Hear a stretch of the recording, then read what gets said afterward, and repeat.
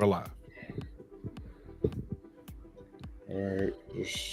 Welcome everybody to the pre-show. We're giving everyone a chance to get the notifications.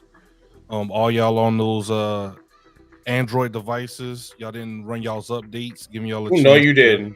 Get those Don't do that. notifications and different things like that. All of y'all that are on iPhone, iOS, y'all already got the update, and y'all probably already getting ready to tap in now. Definitely appreciate y'all. Welcome to episode 246, and we're gonna have a jam-packed show for you all today. We're gonna be on the pre-show for exactly 7 minutes to give y'all a chance to file in, get a chance to get you a drink, a little bit of a bubbly or whatever it is you like to drink right now, and grab a seat, grab a drink, and be along for the ride. And then we'll get our introductions and everything out the way once we get the show started, and then we'll have a fun show today. Well said. Oh wow! Don't even have to. Okay, this looks good. Okay. All right. You guys can y'all can talk. Got my Bob Ross shirt on today. Shout out to my boy Bob Ross, Happy Tree University. And shout out to all my Bob Ross fans out there. What kind of trees we talking about? Trees. Trees that you hug? Trees. No, he's talking trees that you can be on cloud nine. Nah, see, I ain't talking about all that. Nobody trying to go to Pluto. Listen, they're not happy trees. Shit, my black ass. HTU, Happy Tree University. They're not happy. They're not happy. They're just joyful. This man said he trying to go to Pluto. Yeah. I know. I need to hit the dispensary tomorrow. Definitely gonna need it for Christmas Eve. Who are you telling? Who are you telling? What's going on? Let's see. It's been a while since I smoked some. What's going on, Willis? We got your comments coming through on YouTube. I don't know what's been going on the past few weeks, but it looks like our YouTube chat role is working this week. Miss Angel, how you doing? Miss Angel's in chat. I'm good. I'm just saying hi to them. It's me, Ziggy. Well, you're supposed to say you can say hi. Willis said I got to see Darby versus Will match live and got a Hurt Syndicate shirt. I wish I could show you the picture that Willis sent me. I'm gonna say it live. Thank you, Willis. Thank you for that picture. I love it. My baby girl Willow. I love it. Man, Bobby had to slap Ricochet on the back of his head like that, bro. That was he little broed that man. No, he sunned him. He sunned him. Why you had to slap him off the back of his bald head? Everybody in here had that moment when their mama grabbed him like, "You're not treated, shut up. You're not treated, shut up." He did that on those moments. But I'm gonna ask this. Out of here. Pre-show. It's a pre-show. I'm gonna ask this. How are we liking this this heel turn from Ricochet? How are we liking this? I love it. I love it, bro. Oh man, it's him. It's him. He's a little weirdo dude. That's all. It reminded me what they were trying to do with Cedric, but they wouldn't let him cook. But they're gonna get it right with Ricochet. So they're taking their time with it. That's the good thing. Taking their time with it. Yeah, like Miss L said. Yeah, because the way that match went on Collision, I was like, yeah, this is not how I thought it would be. Like they teased us with the old Will Ricochet style match, but the ending, I at all the matches I've seen those two wrestle, I never seen the ending with them doing that. So that was good. Right. I loved it. Yeah, that's true. Did you see the video of Will confronting him backstage? Yes, I did. Yes, I put on my TikTok. Yes, I did. I did. Yes, that was hilarious. Yeah, it's kind of like, I don't want to say shocking, but it was just like, okay. I was waiting for Will to just kind of punch him in the face or something, but we didn't get that. Ricochet cursing is him trying too hard to me though. Really? I think that's the point. Yeah, he's trying too hard. I mean, I get it though. I get it. But he's like, "Don't be talking shit to me like that. Watch your mouth. Watch your mouth." I was like, "What the fuck?" All right, okay, all right. see what this is going. I think we got a lot of stories coming off of this Congress Classic, just like last year. So I'm definitely enjoying this year Congress Classic. That's one there. Kind of confusing. Once again, we got 3 minutes left until showtime. Once again, if y'all hadn't already, as y'all are filing in, make sure y'all hit the like button on whatever platform you're watching this on, and we'll get the show started in 3 minutes. Almost done. Outside of wrestling, though, how y'all feeling? Just in general, how's everybody feeling? What's the temperature in the room right now? How we feeling right now, y'all? I can't wait for Christmas to be over. I'm straight. Okay, Yeah, I'm straight. That's good. Okay, I'm straight. Terrific. It's a loaded question.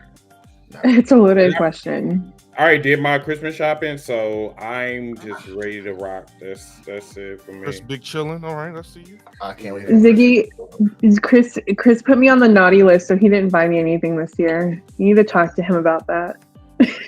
First of all, what did you do? I don't know. Chris was always picking on me. You know what? He gives me and Ziggy the most grief, and we don't know why. Like we do the woe chant with him.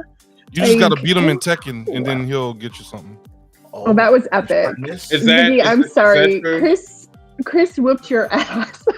We started this. I have beat him in Tekken. I mean, he whooped your ass and made it publicly known he whooped your ass. Y'all Tekken players? But not only that, though, like I was a witness enforcer, and I felt so bad for Ziggy. He pulled out Asuka. He pulled out Triple H. Whoa, he pulled out like. Now? Hold on now. No, he did. I mean, he got some rounds in, but the thing is, pretty good. No. Here's the thing. He got some rounds in, but he had to go back to Triple H, aka Paul. Because karate Triple H. So once I started noticing like his movements, his activities, I say, yeah, now I know how to beat his ass now. And I mean, he gave me a run for my money. That's Angel's like, what's going on in here? Why is it so tense? I said, hold on now.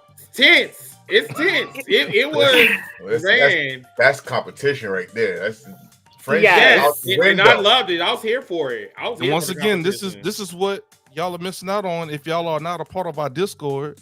This is what we do. Period. We have game nights. We're starting to have game nights in Discord and everything like that. Fortnite, Tekken, whatever else y'all got. Mm-hmm. Mario Kart. I don't know, Mario Party, whatever everybody Mario got. Kart. All right, y'all. We got 60 seconds left to showtime. I am a chicken shit, but you ain't gonna whoop my ass. That's the thing. Damn. Who called you chicken shit? There's no. Chris. This ball. Wait. This ball motherfucker named Brady on Facebook. Shout out to everybody on Facebook. Listen, hi, people on Facebook. Shout out to you. All right. Okay, I think I'm ready. What's going on, Tay? From Facebook, how you doing? I personally wanted to invite you in here because I know that you a WWE stan. So I wanted to really have you come on here. Matter of fact, I'm going to have you come on the show one of these days, hopefully. Yes. Question. What happened? Question. I look at the comment side. Are we just seeing the YouTube comments? Yeah. I'm looking at Facebook right now. That's why I got my phone. Yeah. I only see the YouTube. Yeah. No, I got y'all. Well, it's probably. I think we connected it after we went. I don't know. We should be good for the next stream. Yeah, I got y'all. I can read some of the comments. Is this the first time you guys used this one, or wasn't it Yard Stream last time, or was it this one?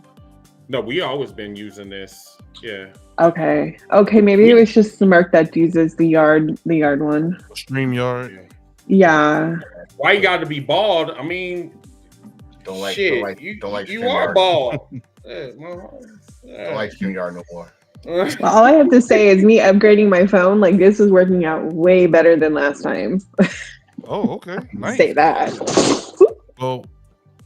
As something. Gotta remember not to pick something. Okay. That was me. My bad. Oh, I thought you fell for a minute. Like you lucky. No, I hit the table with my knee. Lucky. We clip things like that around here. You. See, this is why I'm smart and I don't have my camera on. Yes. Well, all right, y'all. We're gonna go ahead and get everything kicked off, and we'll see y'all after the intro and a short message. Most definitely. Ain't nothing sweet around here.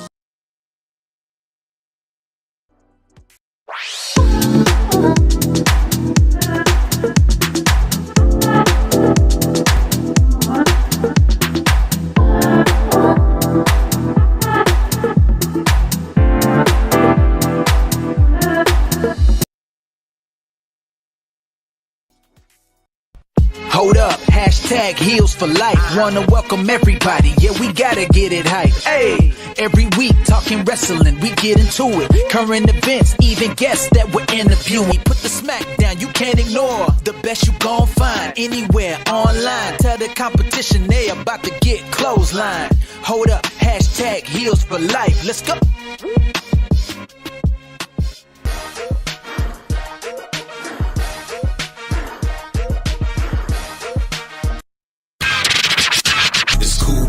Faces better be in the heel. And I don't ever care how they feel. It's cool being faces better be in the heel. And they don't wanna see me in the field. It's cool being faces better be in the heel. Let them feel that heel heat. Heels4Lyfe the club, yeah, it's too sweet. Big boots, we put heels to face. We are Heels4Lyfe, everybody's great.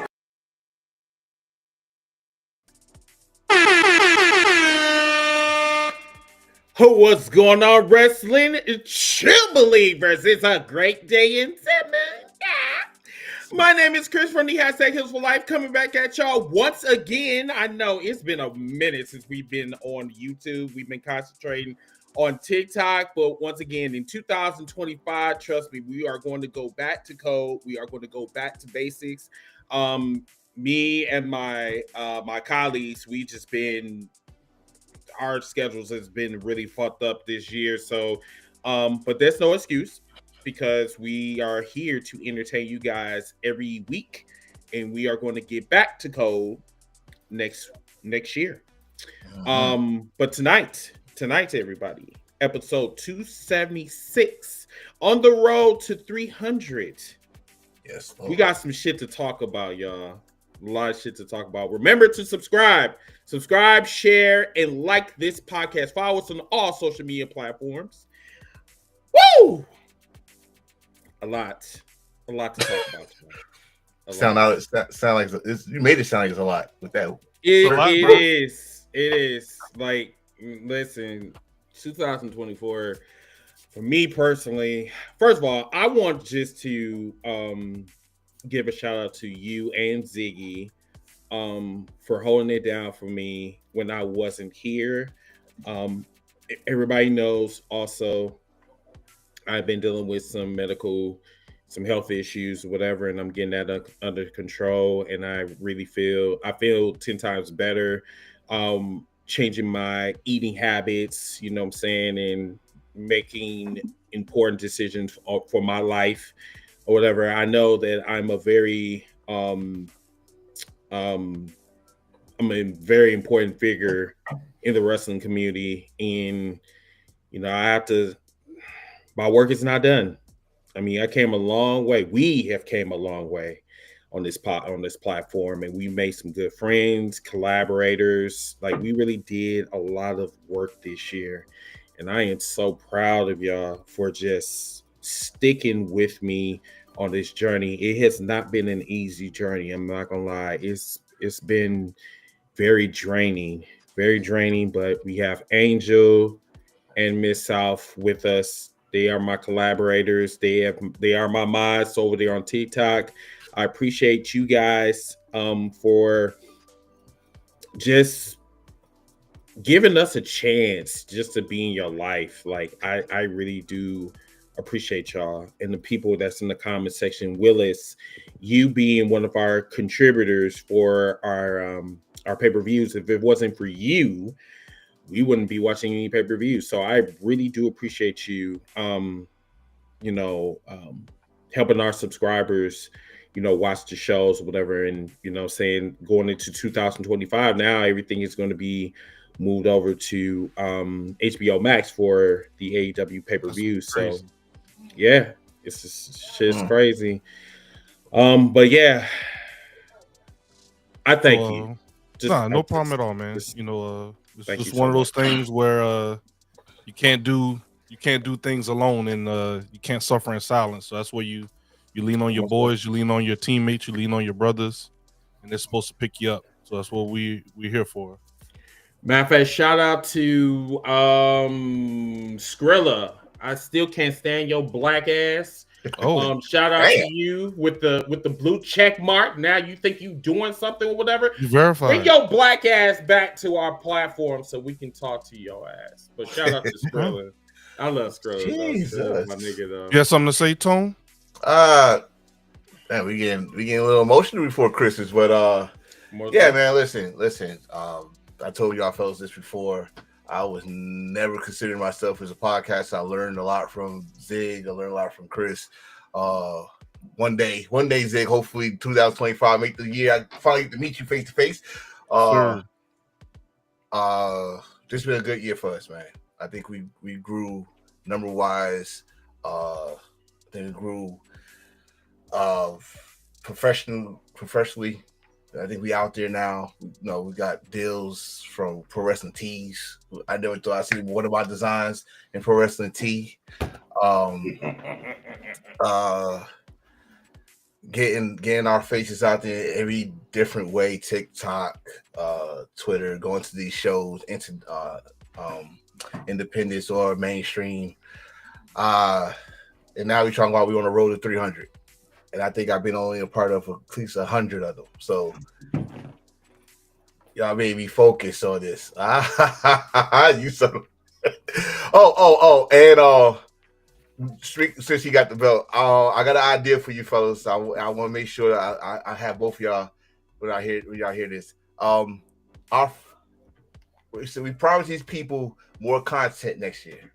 So I'm thinking of doing a special video about title belts. The good, the bad, the ugly title belts. This one is definitely not ugly. Ooh, damn, you still got that car smell. That's a beautiful right there. That's a beautiful belt right there. But yeah, like I said, man, y'all guys been my brothers for the past 2-3 years. So let's keep it going. Let's go for 1,000 subscribers. Let's go for 600 episodes. I don't know. Let's just keep growing, man. Let's just keep growing. So, Chris, you mentioned Mid-South and Angel.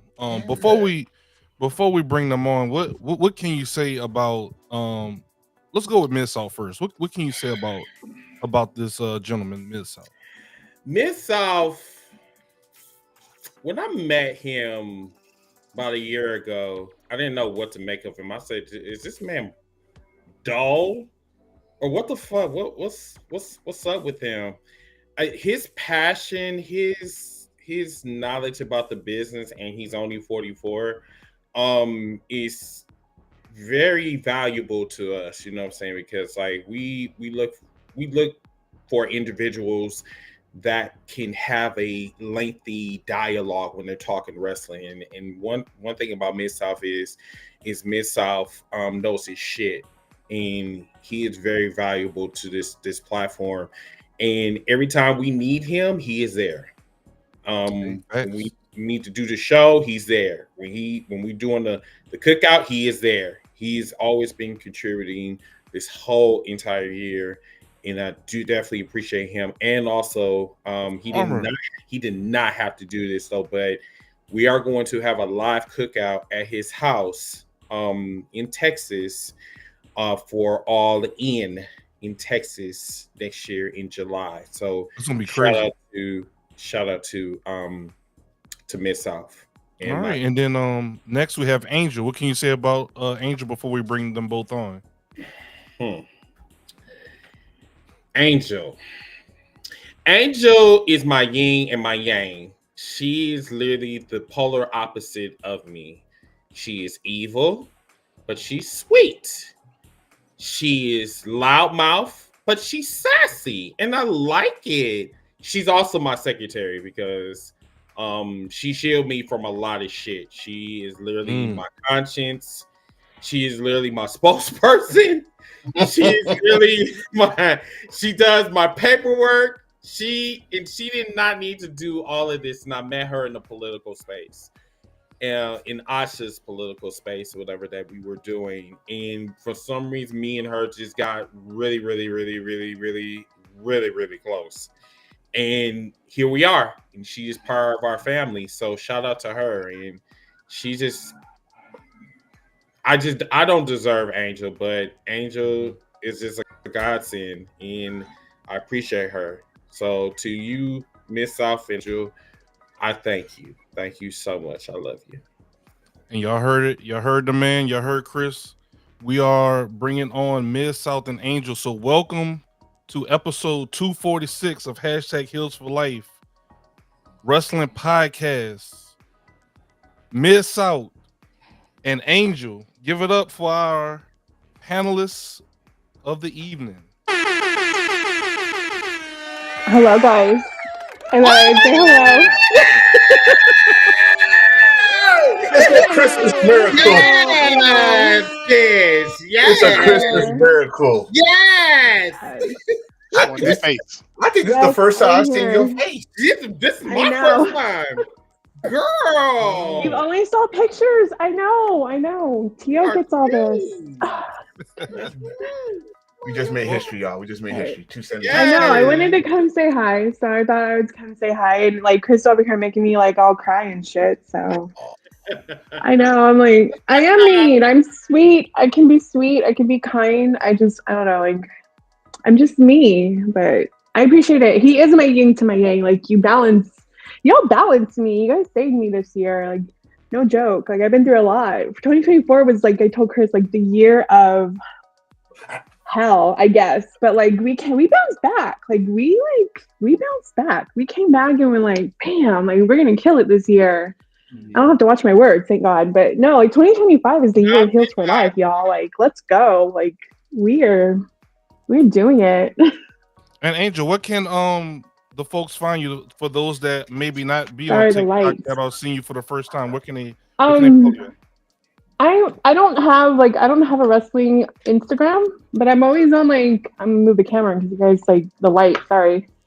I'm mostly on Twitter. Like, I'm on Twitter right now. I'm trying to get over to Blue Sky. Like, I'm trying to get over to all the other ones. So like TikTok right now is it. I haven't really dived into the other ones to create much over there. So right now it's either TikTok or Twitter. Like, that's the only two. I keep the other ones private just because of my job. Like, I work for a hospital and stuff. So yeah, like I keep that stuff private. And a lot of my like my family and everything, most of them are wrestling fans, but they don't deal like much with social media. Understood. And so I try to keep everything like over there private. But there's a few people that are on my private IG, like those that I trust and that are very, very good. Hey guys. So yeah. Mr. Miss South, what can the folks find you at, sir? Mid South NWA on TikTok. That's about it. That's the only thing I really give out. Okay, understood. Wow. Cool. Miss South always got the evil lair sit. You got to have the hands crossed, sit back. Very, very assertive. Like, look, what's going on in his head right now? I do have a message from Angel from Bradley on Facebook. He said, all right, what you got, Chris? He said that, Angel, you look like a supermodel. No offense. Oh no. Oh no. I appreciate it, but no, I'm so far from it. Little Latina. Like, you guys saw my ancestry, so I'm like mixed with a lot of stuff, but no. Far from supermodel, but thank you. I appreciate it. Oh, don't listen to her. What's up? Don't listen to her. She's a supermodel in her own little way. So I'm a villain in my own little way. I think that's all of us, right? All right, so let's get this shit kicked off. Kicked off, bro. Woo! 2024 in pro wrestling. What can I say? So it goes all the way back to January.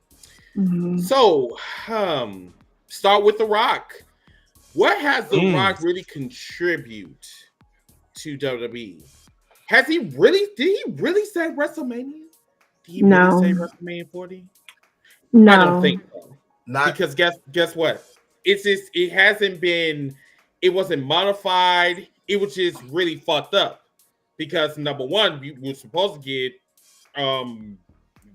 get Cody versus Roman, but then Rock interjected himself in the storyline and said, "Hey, I'm going to take over from here. Yeah, it's going to be me and Roman because this is tribal by combat." And what I was really shocked about is that 24 hours later, the fucking internet just went into a frenzy. Everybody was crying.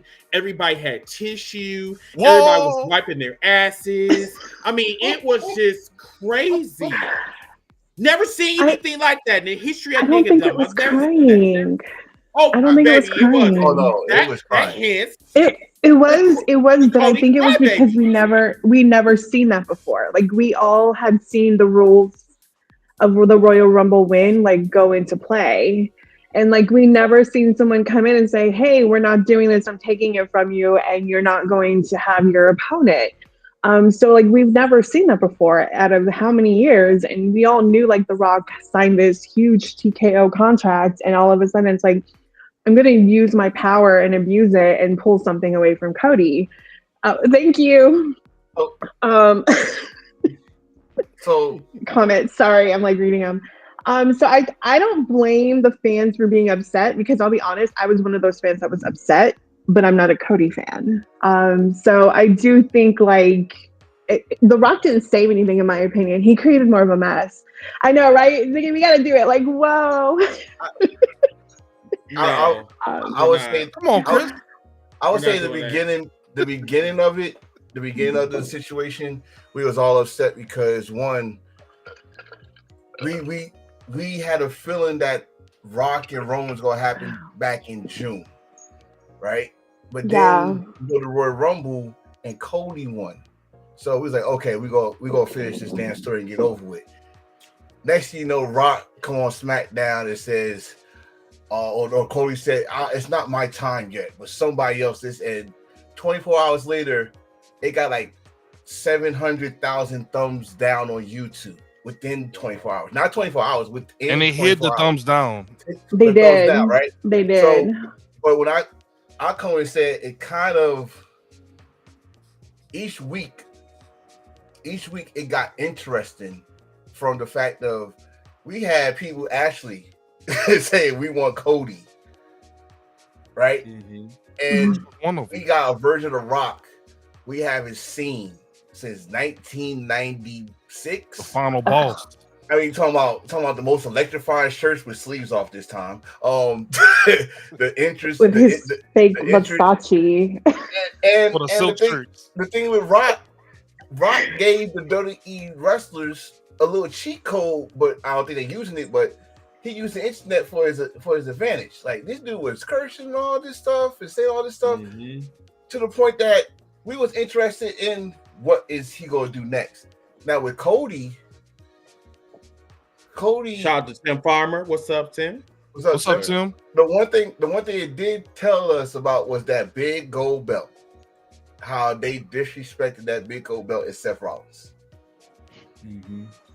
In one promo, probably his best promo of Roman Reigns, he disrespected Seth Rollins and that title in one segment. That's the only thing I could get out of this. Like everybody said, WrestleMania, the story probably was a mess from the get-go, but did they fix it to the point that we was interested in Rock being a heel? That's probably it. That's probably it because we didn't see it in a long time. Everything else was we already knew was gonna happen. It was predictable. Cody's gonna finish. Get on up here, Miss Out. What you got, bro? So I was just sitting here thinking about this, and can you repeat the question one more time so I can make sure I'm answering this correctly? About Rock. Did Rock and say? Hopefully we're getting. He asking you, Chris. Who, me? Yeah, he wants you to repeat the question. To start the segment.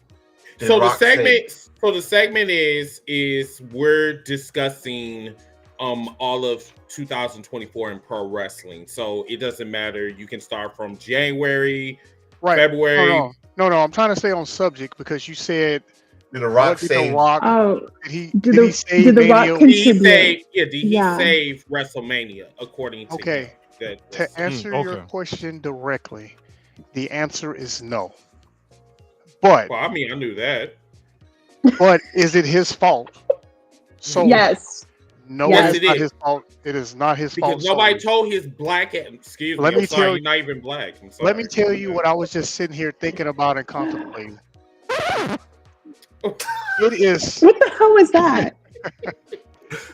I'm sorry, Angel. You'll get used to I it. blame several people, in this puzzle piece, mainly because Cody Rhodes should have finished his story well before WrestleMania, and here's why. Well, he cooking. Go ahead, The actual draw Mm. for at least the last 3 years has always been Rock versus Roman. That's what we should have got. I don't care how many people didn't want to see it now. The reason why those people didn't want to see it anymore is because the Cody Rhodes story continued and just continued. He got screwed because he didn't win at WrestleMania last year, so they wanted him to do it this year. And they dragged their storyline out, which made people no longer want to see Roman versus Rock. They wanted to see Cody finish his story. Cody could have finished his story literally at the Royal Rumble. It could have been Cody versus Roman. Period. WrestleMania should have been what we wanted it to be for the last 3 years, and that's Rock versus Roman for the head of the table. But it was ruined. And now no one wants to see it. No one cares. And if Rock comes back, that's where they're going. They're going to try to find a way to make us care, make us want to see Rock versus Roman again. And I don't think it's going to work. I was just about to ask you, do we want to see that now? No. 9 years ago, we did. Not personally. Not 9 years ago. It's because too late. we no longer care about the head of the table. The bloodline feud, I guess the Civil War and all this other stuff that they're throwing at us is somewhat interesting, but no one cares about who the leader of it is anymore.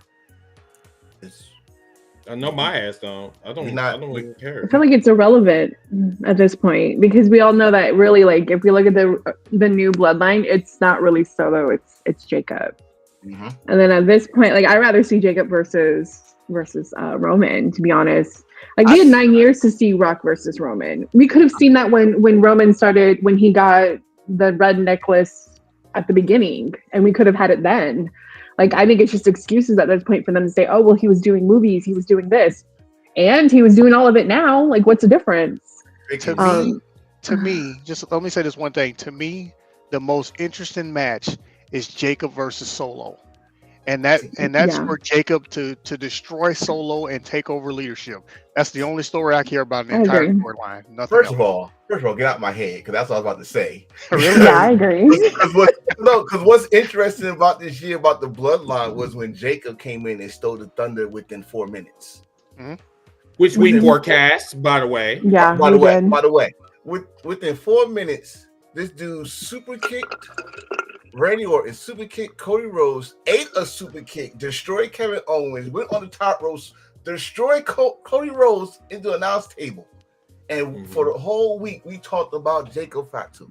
For those that didn't know who he was, for people that did know who he was, all that stuff was talking about Jacob Fatu. We totally forgot about Solo was the leader or the new head of the table for at least almost a month. Almost a month until he got that SummerSlam match, right? Jacob, I think if Solo fails this Monday, and I'm calling it right now, this Monday night on Netflix, he fails. No, that's next week. No, it's the first episode of Netflix. Also, what you're saying, I got you. Right, that's what the match gonna happen. The tribal combat. Solo fails that. This is Jake's opportunity to beat the shit out of him and take over. And Solo going beg to get back with the original bloodline. I've been wanting this ever since. I'm looking at Solo. Solo loved this man too much. He's gonna do a crime of passion on this dude. Like, I love you, Solo, but then he gonna beat his ass. I don't know. I just see it that way. That's how I mean. That's probably what was gonna happen anyway. Right, but with Bronson Reed getting hurt. Oh yeah. That part. Because Bronson was cooking. He was. And the crazy thing is that he fits very well in this new bloodline. I He think fits very, very well. Like, I didn't even expect for him to fit that well, but he does. Now, going back to the whole Cody winning that WrestleMania, and Antonio can tell you because we were staying in the same house. Man, I didn't even see that goddamn celebration. I took my fat ass right upstairs and said, okay, time for my flight. You know what I'm saying? I think Cody this year, just that was a bland ass WrestleMania moment. It was a WrestleMania moment regardless, but it was just, it didn't feel real. It didn't feel like WrestleMania 20. It didn't feel like WrestleMania 12. It didn't feel like the ones that really stood out to you. It was just like, it felt edited. It just scripted. It's just like, it didn't have no emotion. And then followed after that, like, Cody has literally had probably one of the worst title reigns in recent memory. But once again, you have the moist ass people, you know, in PWI or Sports Illustrated that thinks that he was Man of the Year or Time Magazine Man of the Year. Can't lie. He's the politician of the year. Of course he is. He's Homelander. Yes, he's Homelander. This is the thing about WrestleMania. We call it the end game, right? We saw everybody come to the portal and do all that. That was fun. The ending of it. Hear what I'm about to say. It was fun. No, it wasn't. At the end of it, we just looking like, okay, so what's next? Yeah. What's next? We got to this point. What's next?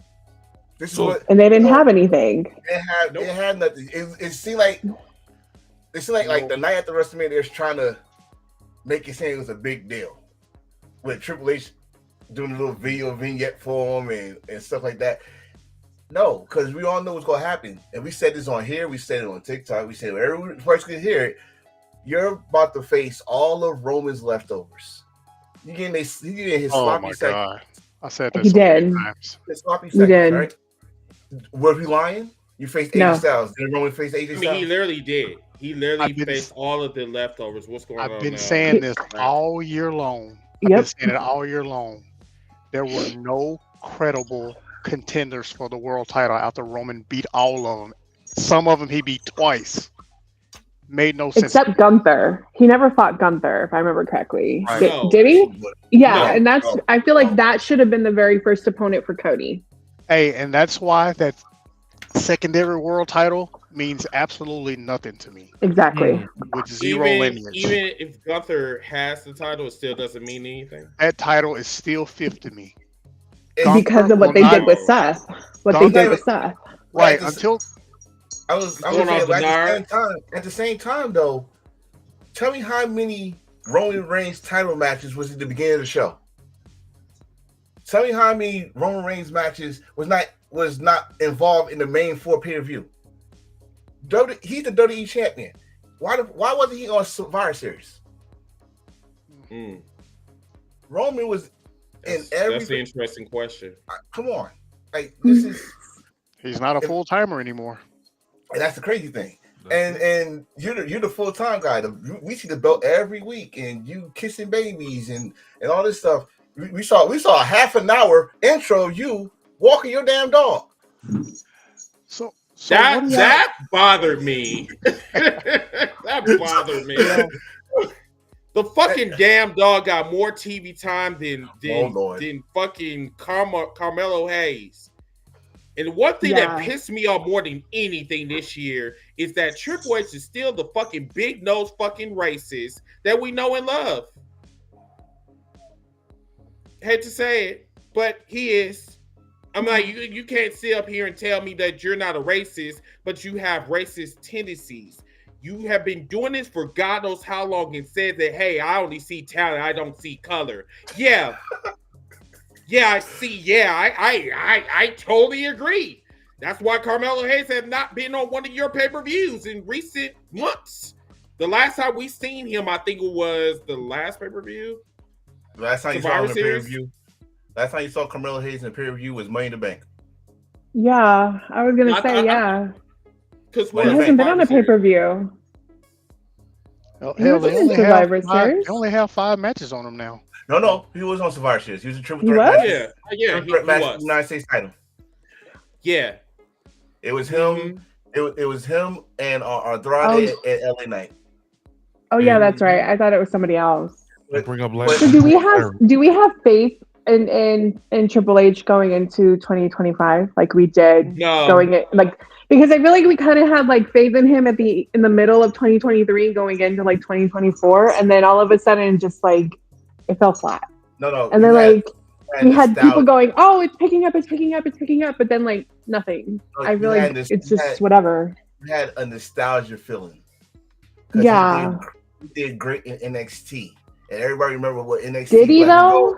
Like we were just talking about that on Chris's thing, and people were like, "Well, on NXT he had Dusty, he had Regal. So really, was it really Triple H that created like the Black and Gold era, or was it the other two individuals that really created Black and Gold era? Because I feel like it was the other two now. Thinking Regal about it, one and on this platform, I always said this: it was Dusty, it was Regal going to the indie shows. The only thing I give Triple H credit is he know how to politic those phone calls to Dave Meltzer. he was trying to take over the indie scene in the UK. Those are the only trips he was going to mostly, right? He went to ICW, he went to Rev Pro, he went to Progress. Those places. Gutted those promotions, right? Mm-hmm. That's why I said people only see the big name, which was Triple H when it comes to the NXT Black and Gold, but they don't see the Dusty Rhodes who helped people with their promos, who William Regal helped them with their technical work. Now Triple H, he helped them with the camera work. It's documented. He helped Finn. Hey, when you do the entrance, you look at the camera like this. Where did he get all that from? Vince. I'm gonna be real with you. Regal, the last few years, Regal, yes, but the two original people that made NXT what it was Dusty Rhodes, and a lot of people are gonna hate me when I say this, or hate the person, Bill DeMott. Mm-hmm. Those are the two people. Don't laugh and matter. That's right. Those are the two people that made NXT what it became back then. I would have said Bill DeMott for Florida Championship Wrestling. Well, I mean, that's still a carryover. Sure, you can say that. But his principles moved to NXT. When it comes to his principles, I doubt it. Because some of his principles let some of the best wrestlers leave that company because of his principles. Well, I mean, you just taking the one thing, him being too aggressive. Don't forget about all the other things, because remember he did the exact same stuff in WCW, which led to his job in WWE. So he was at WWE for a very long time, teaching the exact same way. And what got the world changed, and that ended up hurting him because of all the other stuff that popped up on it. So I don't want to totally discredit him. But I was gonna say Norman Smiley, because Norman Smiley, that's a very good one. DeMott brought Norman Smiley in, if I'm not mistaken. Dusty did? Okay. Dusty brought Norman Smiley. One of them did. One of them did. That's a good one, man. When Regal brought, I forgot her name. She was like one of the best female wrestlers in the Sarah Del Rey. What's her name? Yeah. Sarah. So it's a lot of things like, but we're going but that's what I think everybody was thinking about with Triple H when he took over. Mm-hmm. But the thing is, a lot of shit fell because a lot of people that swear they WWE fans don't watch NXT. And when you think about it, everybody he tried to bring back, the Crosses, the Giant Garganos, where was the pop? Where was that NXT pops? That they got at the WrestleMania, all that stuff. It's weird because we're still talking about the same the same issue since 2000. Mm-hmm. How long ago has this been? Like it seems like this is not. There's a gray area that WWE does not want to admit. It's like we know them over here in NXT because we do watch NXT, right? So then they go to the main roster in crickets. Is that a WWE problem or is that a fan problem? I think it's both. I don't think it's a problem at all. I'll look at it totally How? different. Isn't this the same company? So let me tell you why I say that. It's because back before NXT Black and Gold got big on that WWE network, a lot of the things that was happening in WWE were boring. NXT Black and Gold became the underground. It became that rapper that everybody knows in his city. So all of us hardcore fans, we were paying that $9.99 a month watching NXT every Wednesday night at 7 p.m. We loved it. But the problem is, us hardcore wrestling fans, we like wrestling. And when they go from wrestling to the main roster, they are no longer professional wrestlers, no matter how much Triple H wants to call them professional wrestlers now.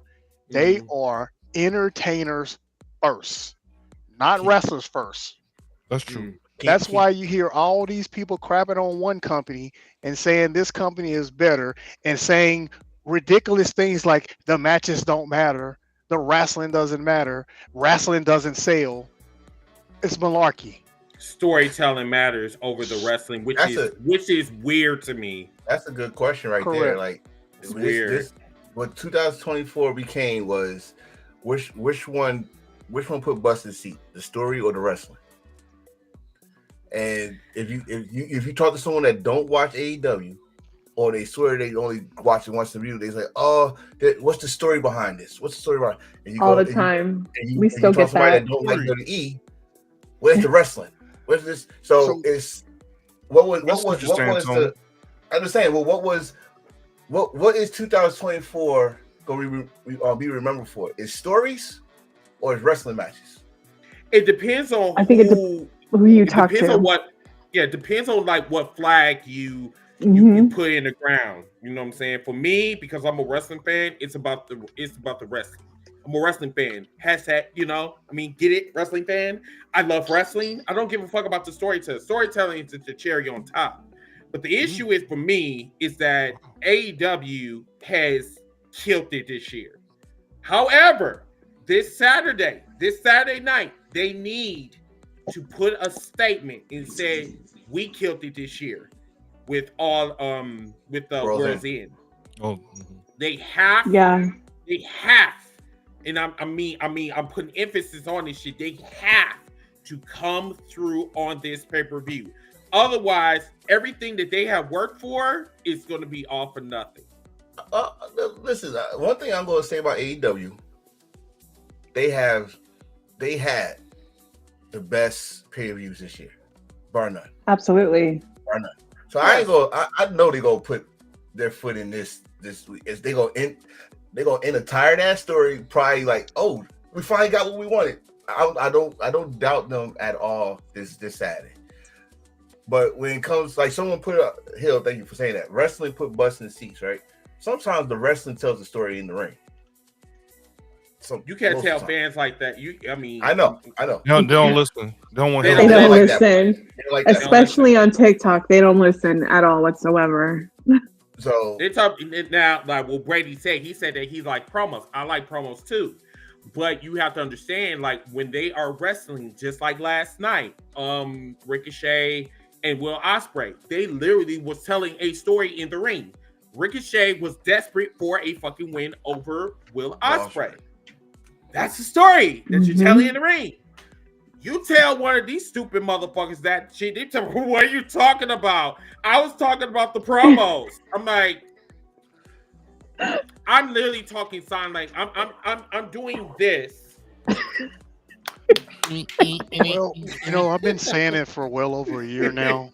That not only can you tell the story in the ring, but you can also start a feud in the ring. A lot of people get mad about that. And I don't call them thrown together matches, but they're like matches, I don't know, dream matches in some cases. Put two guys in the ring. Put two ladies in the ring. Let something happen in the ring. Same thing that happens in the Royal Rumble. Let that be the launch to their feud. Every single part of wrestling. It's a purpose. Can start in the wrestling ring. And don't have to have no backstage segment if someone's spilling hot coffee on you. I hate you. No. I said this earlier with y'all that like Jericho did to Kane back in 2000. You know what I was going with it. I told y'all about the Connor's Classic. I'm a big tournament fan. I love the G1, love New Japan, and that's what reminds me of G1. You could have multiple storylines out this Connor's Classic right now. That could help us start 2025 already. Just like you said last night. Yeah, we all know about the Ricochet and Will Ospreay match, but we see another side of it. I don't know how many matches of them. I never saw an ending like that. I never saw Ricochet had to cheat to beat Will Ospreay. Oh, we about to add layers because what happened after that? Will confronting him. Mm-hmm. You know what I'm saying? Oh, we got Darby Allin and Cassioni. What? That's not just an ordinary match because Darby is fighting for AEW because the Death Riders is trying to take over. I'm so over the Death Riders. Right? But already? Me and Chris were talking about this. There's nothing there. There's nothing there. There's no charisma. There's no it's no really belt. not even that. We were talking about this yesterday, and me and Chris kind of agreed with it. Like, there's no charisma. It's just like, what's the point of Pac being there? Anyone in the comments, please tell me, like, what is the point of Pac being there? We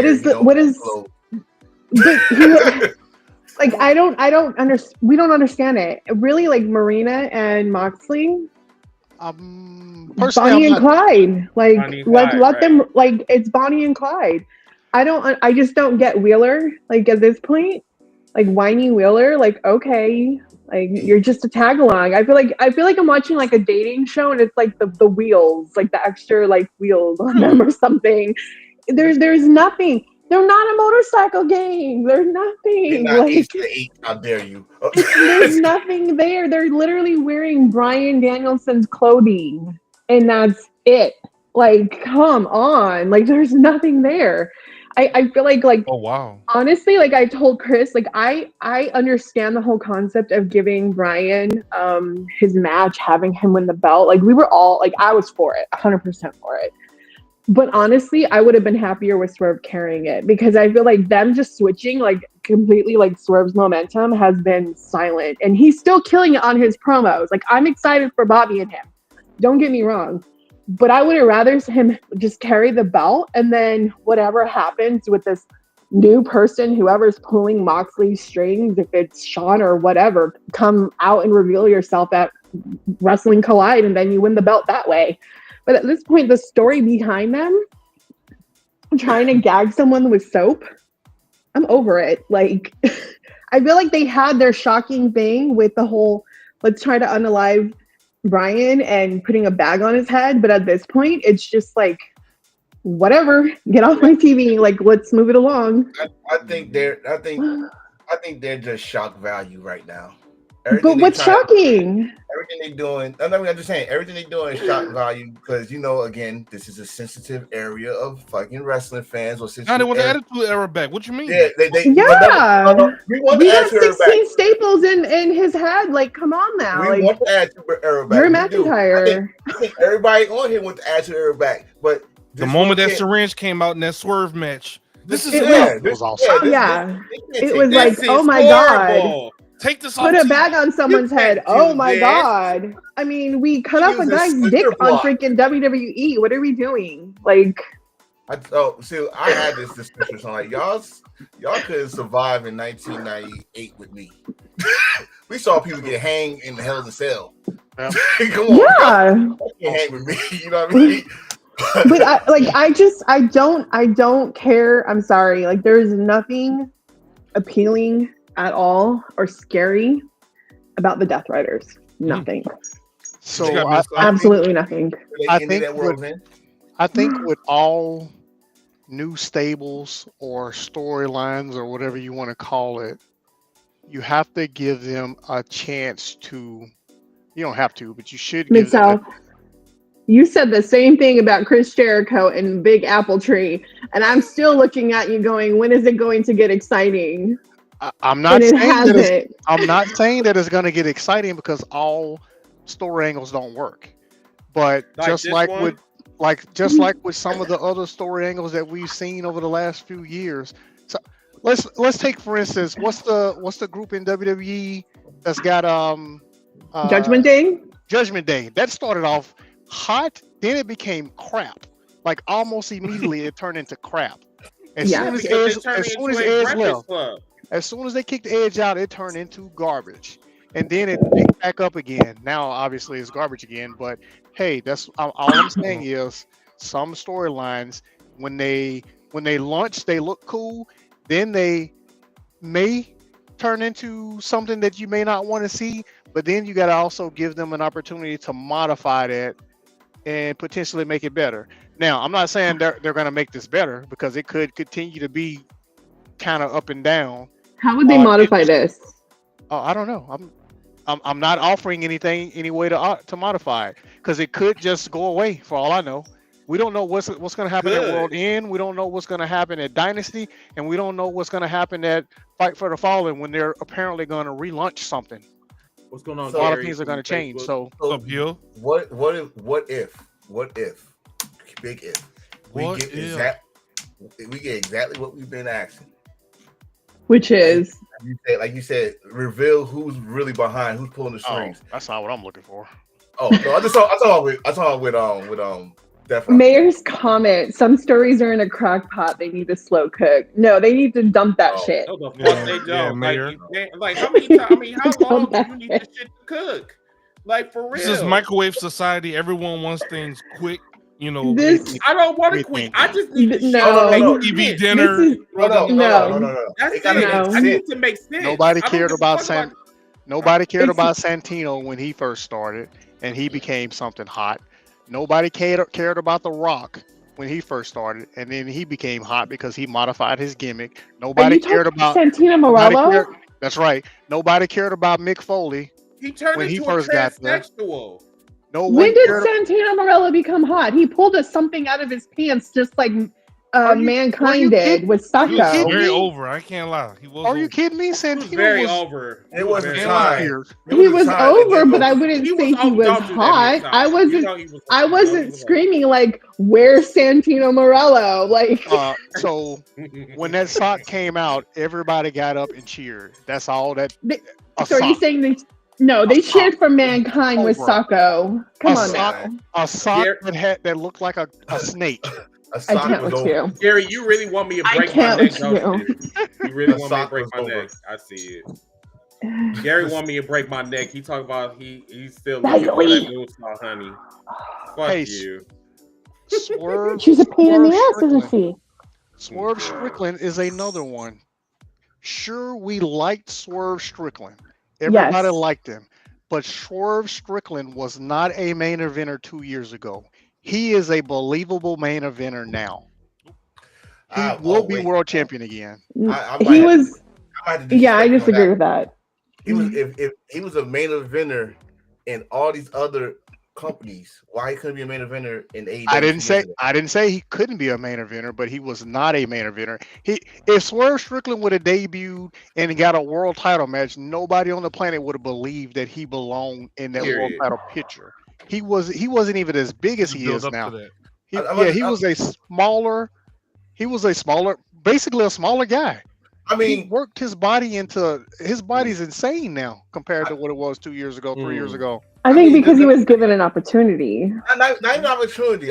When he came out, we all remember when he came out, the crowd popped. The crowd there. So, but for your point, they would have gave him the title shot right then and there. Everybody would call bullshit. What did he do to deserve this? Swerve. Swerve.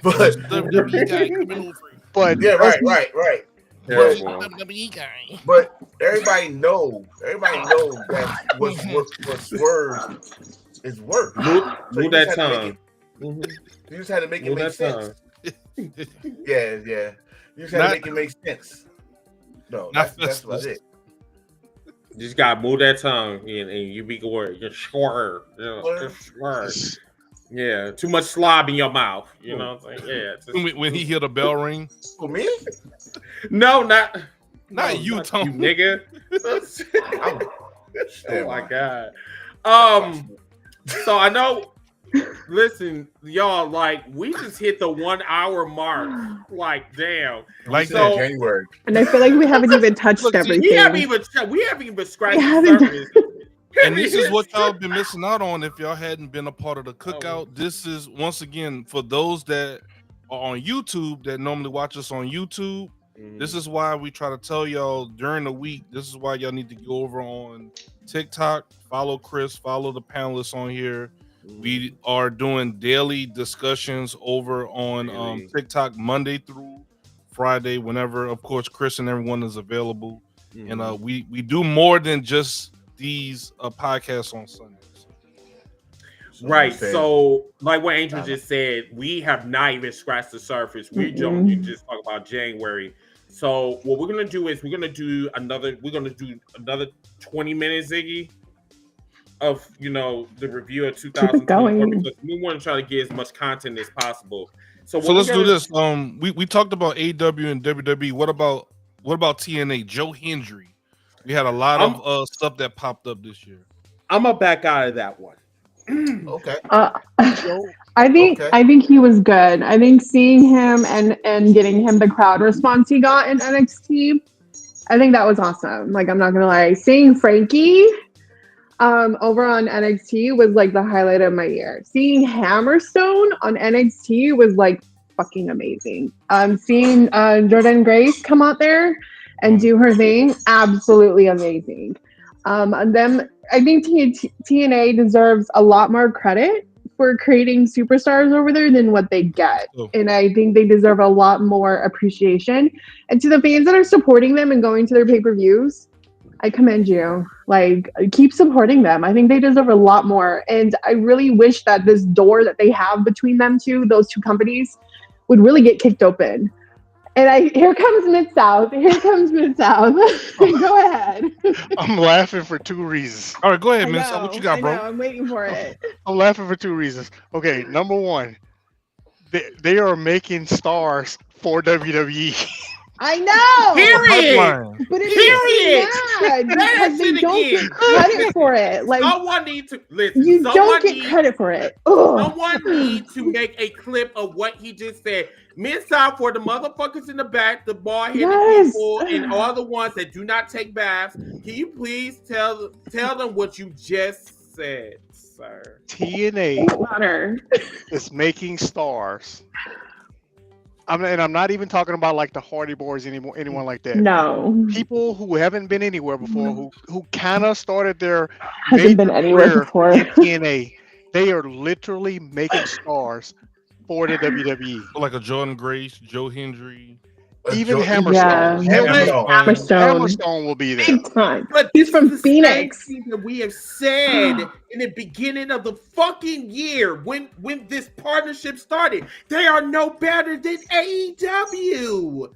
So, they are hoarders. That's what they are. They are leeches. They are locusts. They go around from planet to planet and grab all of these goddamn talents. That's why this stupid ass WWE ID shit is around. He just called WWE Brainiac. That's exactly what I said. He just called WWE the Collector. Listen. What we said this shit on everything again. Mm-hmm. We've argued about this. We've argued. Watch this. Let's flip this for a minute. All right. So what do WWE give back? Do they give back the main not a goddamn thing? No. We can name a bunch, but they didn't even get the NXT champions over there. No, Trick has never been on TNA. They've only given them wrestlers without belts. It's we'll put it that way. It's not a partnership. Because Trick went to Booker T's Reality of Wrestling. That's where he went. So you give. So we learned the bookend. That's why he stole all of Booker T's moves. Enforcer, do you want me to name off the wrestlers that they gave them? Oh, I was about to do it. You want to do it? Okay, We go back let's and forth. go. We go back and forth. You go first. Soruka. Okay. I'm gonna go with Wendy Chu. Yeah, Paxley. Damn, that's a good one. Give me. Oh, his name is Wayne. That's sad. That's sad right there. What's the dude name? That's the problem right there. Wesley. I'll help you, Wesley. Yeah, I was gonna say it. The one that just came, the one that said that he hurt himself. I think he went over there too. Eddie Thorpe. I think he made an appearance over there. Brandy. I think that's Roxanne Braun Breaker's Perez. girlfriend, Roxanne didn't go. Perez. Roxanne went. She did. Oh yes, she did. Yeah. Cora Jade went. Yeah, she beat up. Trick Williams went. Carmelo Hayes went. Shawn Michaels When did they went. wait? They When went to did Trick Williams TNA. When did Trick Williams go? Go ahead. When did Just Trick felt like Williams go to Go ahead. TNA? Go ahead. You put yourself on the Ziggy, spot. Huh? you're straight up Trick Williams lying. went to TNA? Yeah. No. Rock went. Triple H went. Someone mute Ricky, Fuck outta here. Ziggy's mic, Undertaker went? please. That's so fast. No, get out of here. Get out of here. It just hit me. You cut your fro off. Oh shit. Well, go ahead, Tone. What you do? Oh, someone got a haircut. The second. But my thing is this: Oh my god. what did WWE help them with, except for Nothing. make the NXT people go to excursion? We'll allow you to keep your doors open. The only Look at thing that. that I feel like it helped a little bit was obviously giving them more fan base. But even then, like, I mean, granted, they did sell out a lot of shows once the partnership took effect, but there was nothing that really helped them. Like, if you think about it, there was no real promos. There was no real promotions happening on NXT television or No even the USA viewership. Network, which would have been huge. There No was nothing viewership. that was saying like, hey, tune into TNA on blah, blah, blah channel. There was none of that happening. Like, so in retrospect, like, I don't think anything there, it was all one-sided. We had a Royal Rumble-ish type thing happen, and then we got all of TNA's biggest stars, But and then that was it. But then you got black ass Moose sitting up here talking about this is the greatest thing that ever happened to TNA. Because Fuck he outta wants his here. foot in the door. He wants to Moose be in was WWE begging. after so many years, and then Moose it is what it Moose is. was begging. Begging for them to bring Moose him was up in it. begging when he was TNA champ. And they picked Hammerstone over him. Sorry. Yeah. I told you, like, I didn't say Moose so. is I didn't say literally Tim Scott of professional wrestling. Yeah. Oh, Wow. So anyway, I said what I said. Can I say the second thing? My God. Jesus. Can I say the second reason why I was Bro. laughing? Okay, please, go. So the second, God. I'm sorry. Go ahead, Miss South. This guy here, man. the Sorry. second reason why I was laughing is because I could be wrong. It could be better, but I kind of see Joe Hendry as Fandango. And what I mean by that is he had a flash in the pan, but I have actually sat down. I tried to make myself like Joe Hendry, so I watched some of his matches. When that song goes off, he ain't nothing special. I believe. The crazy thing about that, Miss South, the crazy thing, before that character, overseas, he actually was a good wrestler. Really? He still is a good wrestler. I never I'm saw talking about better. I'm talking about better. When this dude, when you get endorsed by Kurt Angle, back with Kurt, that when actually meant something. Now he's more into the character than his wrestling. I mean, He's all about the character. He toned he's all it about down. his character. Which leads to that door. Which is why he going to WWE. Yeah, and I can see that. Yeah. Yeah, because what's more important than WWE, your character or your wrestling? Well, Character. his character. Yeah. Right, Okay, so here's working more important his character, because his character is over. Like, yo, when you hear that song, y'all clapping too. But is it?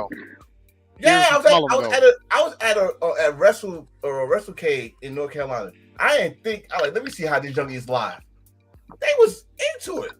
Like, that's all my hardcore wrestling fans, like old heads that like that watched NWA on Mid South, that watched NWA and love the old school, they was all into it. They was kind of off beat, but they was into it. So I was like, okay, this must be a little bit over. So what's the shelf life on that character right now? Because right now I haven't seen any type of evolution.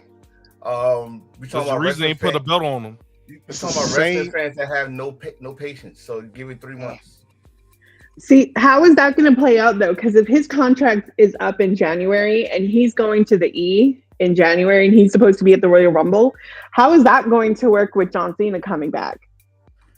Because they kind of have the same gimmick. You're going to do the same thing you did with LA Knight. You're going to stick him around with John. Get that John Cena so it's just it's not going to work. I mean, because when The Rock came back, what happened to LA Knight? He completely lost momentum, and there went all of his star power, and we got whatever we got right now. Like the same shit's going to happen when The Rock comes back. Bye, LA Knight. We'll see you on NXT. That's kind of our fault. We told LA Knight, you sound like you're trying to sound like The Rock. And he does. That was Kevin Nash. Kevin Nash saying it on a national. Sure. Ricky, I'm Ricky. Ziggy, you are a menace. You are terrible. See? You are terrible. So WWE has always been about protecting the big surprise. So they don't want to overshadow one big surprise with another big surprise. Are we sure Joe Henry's going to be in the Royal Rumble? I've heard mixed things on him though.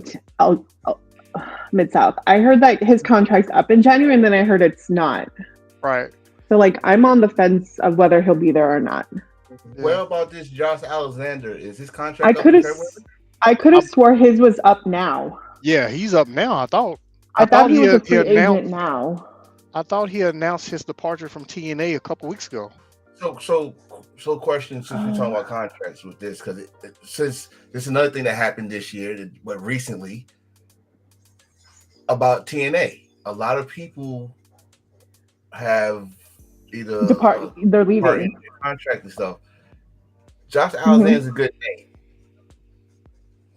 Okay, so Josh Alexander's contract will now be up on February 14th of 2025, according to Fightful. AEW. Remember, AEW wanted him back then. That's all I'm about to say. AEW. You got Josh Alexander. You got Trent Severin. Everybody named Mama is leaving. Because they asked people to take a lesser money in order for them to get Tessa Blanchard, to be honest, which I feel is a big mistake now thinking about it. Let's talk about that controversy. Did you guys see, and then in the comment section, the people that's watching, did you guys see that coming? Yes. No. What coming? No. I didn't see it coming. I'm going to be honest. I'm going to tell you why I saw it coming. Them signing her? Yes. Oh, I didn't see it coming. I didn't see that coming. This is the thing. She was constantly teasing this for a whole year on Instagram. Really? I missed that. I don't follow the bitch, so like, yeah, I don't. I do, and I must have missed that whole entire thing because I didn't see it. You kind of do, but yeah, she was wearing some old gear that she used to wear in TNA. She's like, oh, remember I had this on, all that stuff. And she talking about her favorite matches. Most of the time was the TNA matches and stuff like that. She just let it know that she was trying to get back before all here. She was good. She was dope as hell. No, she was one of the best. It was dope, but till she became a mega supporter. She don't know how to treat people, spitting on them and stuff like that. And you still walking? And the thing is, people, y'all act like motherfuckers don't remember. Who you think you are? You act like people don't remember. Like who's that dog? Like I said, y'all act like people don't remember. Yes, it was Bailey. I'm sorry. She's being a menace right now. Bailey. Like I said the other day. What you got, Miss Out? Tessa Blanchard. I kind of think about it like the old Hulkster. Getting out in front of the crowd and apologizing on camera would have went a long way with me forgiving Hulk Hogan when it came to the stuff he did. Obviously now it's too late because of the most recent stuff, But that's exactly what I think of Tessa Blanchard. She does deserve another chance, but she also needs to get on that camera, make a TikTok or a Twitter video or something, and just straight up admit first, because she still hasn't done that, and then apologize. She ain't gonna do that shit because she's not. she ain't gonna do that shit. Because number one, she doesn't want to admit that she's a racist. That's number one. Number two, she doesn't want to look like the bad guy. Of course, she's going to have her porch monkey friend called Moose that's going to be in her corner. Of course. So with that being said, it really doesn't matter if she comes out now, because I'm still going to dislike the bitch anyway. So like, I think it's too late.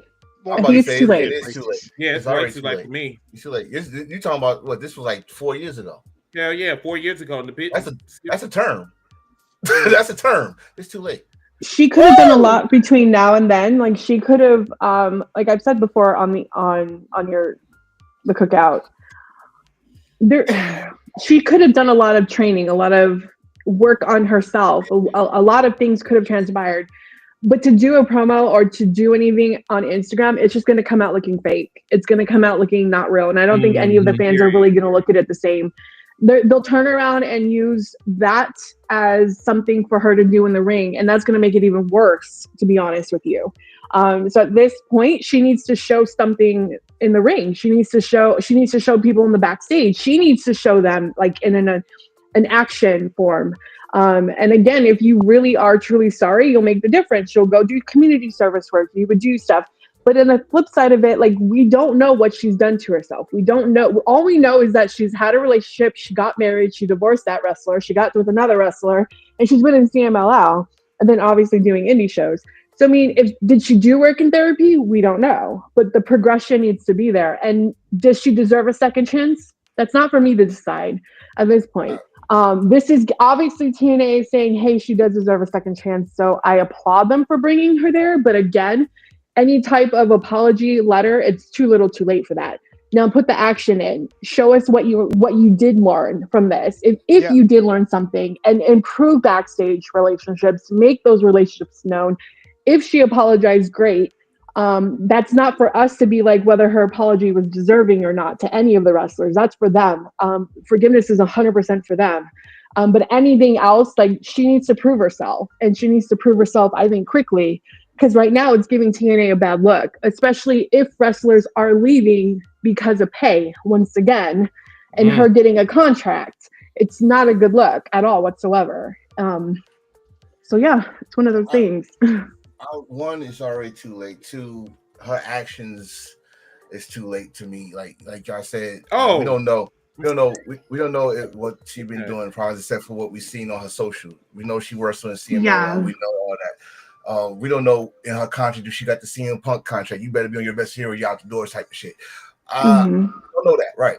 But to me, like this, like I just said, it's been 4 years, and you did not make an effort to speak on it back then.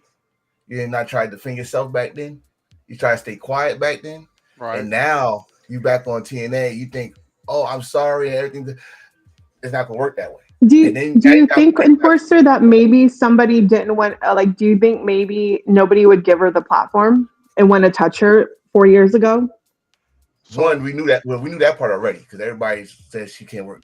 What I was told from some close personal friends is that she did not have any issues in CMLL. No. Besides, getting a divorce. Yes, she didn't. Oh boy. So that's the real reason why she's in TNA, is because she's at least clean for the last couple of years. All right. All we know is what she done in CML, which was some good work down there. She has done a lot of indie shows too, right. And there's been nothing coming out about any like aggressive behavior or anything backstage. That girl say, "I'm gonna keep my nose clean." Listen, she know not to put them down there. At the same time, you can polish a turd and still turd. Oh, I agree. That's true. So you could clean your car. You can put that pine tree had that new car smell. It's still a piece of shit under the hood. She said she turned. So the thing, like I'm just saying, I don't know. Maybe she is a good little girl, but how long can you hide? How long can someone push that button and the truth come out? That's true. So everybody, what we're gonna do is, before we go to news and rumors, that's gonna be our third segment. Right now, since we're still on this segment, we're gonna just tackle this. Oh. Sports Illustrated, huh? Yeah, we're gonna Sports go ahead Illustrated has released its 2024 Ugh. Pro Wrestling Awards. and So this is per pro wrestling. I'm sorry, pro Sports. per Sports Illustrated. Illustrated. Men's Wrestler of the Year, Cody Rhodes. Opinionated. Women's Wrestler of the Year, Toni Storm. I agree. Breakout Star of the Year, Jacob Fatu. Match of the Year, Bryan Danielson versus Will Ospreay. The show of the year was WrestleMania. The story of the year has been the Bloodline Saga. Rivalry of the year, Drew McIntyre and CM Punk. Oh, God. The heel turn of the year is the New Day turning on Big E. Best wrestler on the mic is Drew McIntyre. And tag team of the year is Fraxium in NXT. Bullshit. A bullshit. Put the video. A bullshit. Bullshit. I like him. I like him, but a bullshit. Oh. I agree. You raggedy bitch.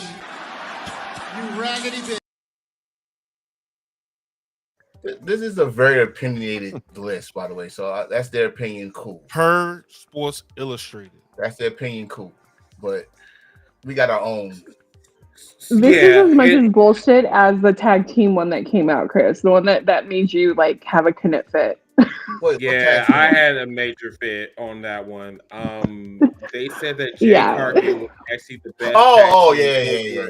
Yeah. Over FTR off the Flaxium. I'm like, I would have had Flaxium as my number one. Jay Cargill in the 227 game, they didn't do shit for me at all. I mean, Jay Cargill right now is literally on crutches, or we don't even know if her injury is legit or not. Like, we don't even know. She went through a car. Right. She had a Family Guy fall. You know what, Ziggy? She went through a car. You know what? So did Ricochet, and where did he end up on Wednesday? I mean, hey, it is what it is. It's just, you know, because he's built different. That foul, you know it, but that's funny as hell. Right. And the thing is, it's like her gear was fucking trash. If we really going to talk about it, like, I'm sorry, she don't need no goddamn accolades. She already had accolades by, like, when she first came in WWE, coming there looking like a goddamn stripper, like she about to work on the goddamn corner. Christopher, that's number one. Then number two, she up there, they gave her a Breakfast Club fucking seat.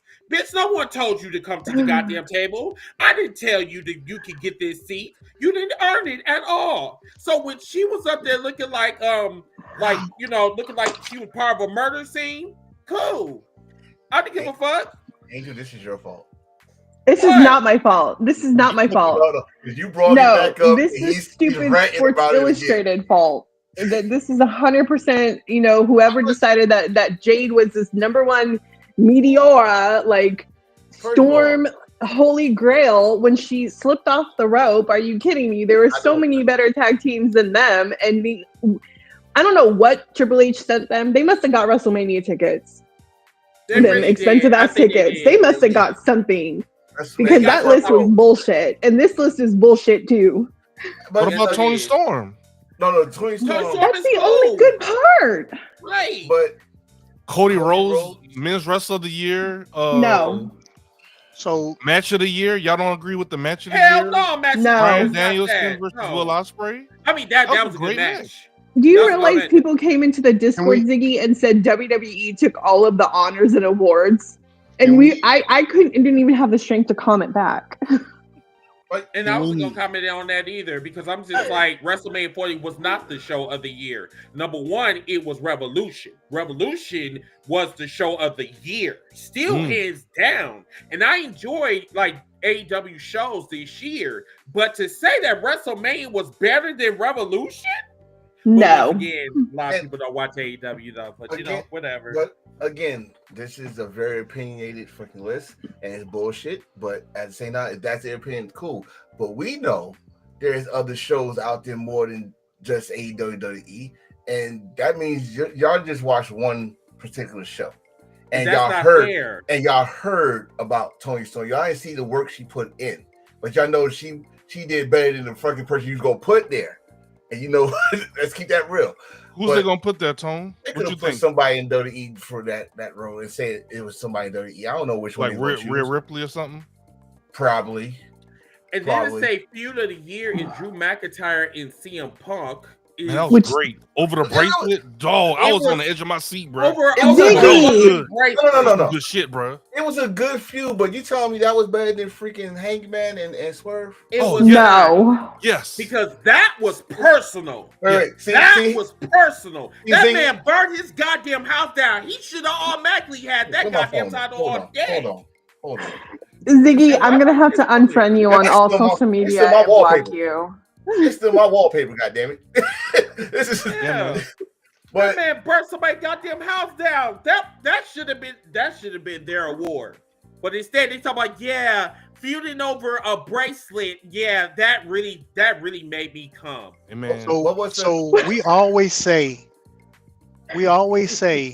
or we bring up the fact that Hangman burned down Swerve's house. But what we should be saying is where it started at. Swerve went inside of his house and stood over his child's crib. And put a t-shirt. Not like he spit on the child or just stood over him.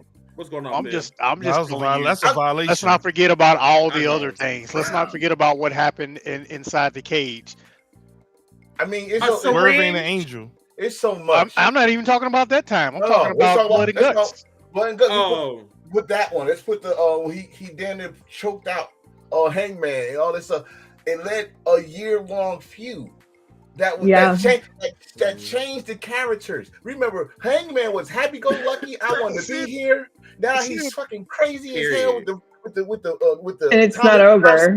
It's not even over yet. It's not even over. It's like on pause. Exactly where I was going. Swerve started off as the heel. But you cannot tell me they didn't switch roles by the time that thing was over. They did. Or had ended. Because Hangman was a heel when he was out here in March. When I went to it, he was out here. So like I've been saying, all year, a lot of people throw around the word blood feud. That was the only blood feud that I saw in 2024. Yeah.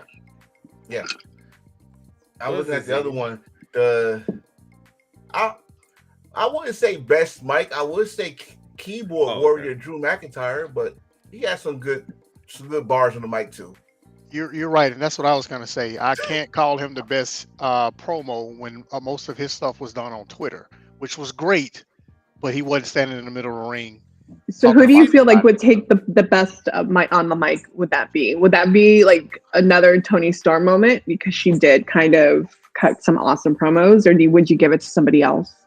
It depends on. Remember that talk we had earlier about interviews and promos, or having backstage segments and promos? Because when I consider something a promo, you're getting on the microphone and you're talking directly to somebody.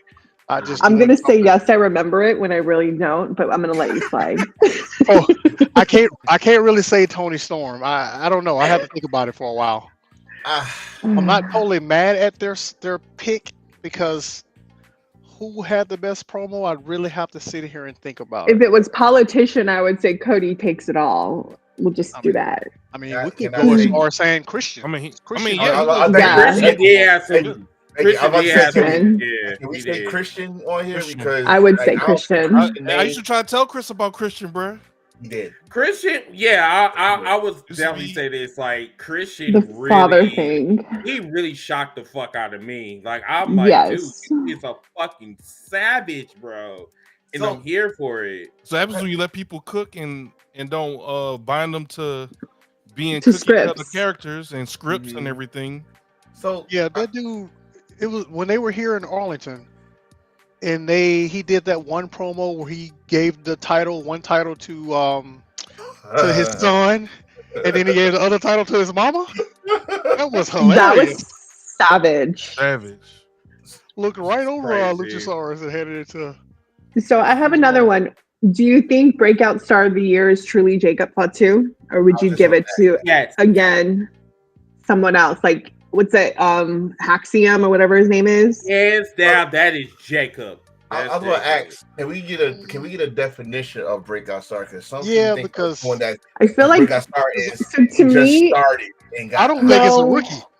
huh? to me, it's I don't someone think that the has. breakout star is a rookie. My bad. Go Yeah. No, ahead. I don't see him as a rookie Right. either. I feel like it's someone that's made an impact, not just in the ring, but like on social media, where you're constantly going back to look at that clip again.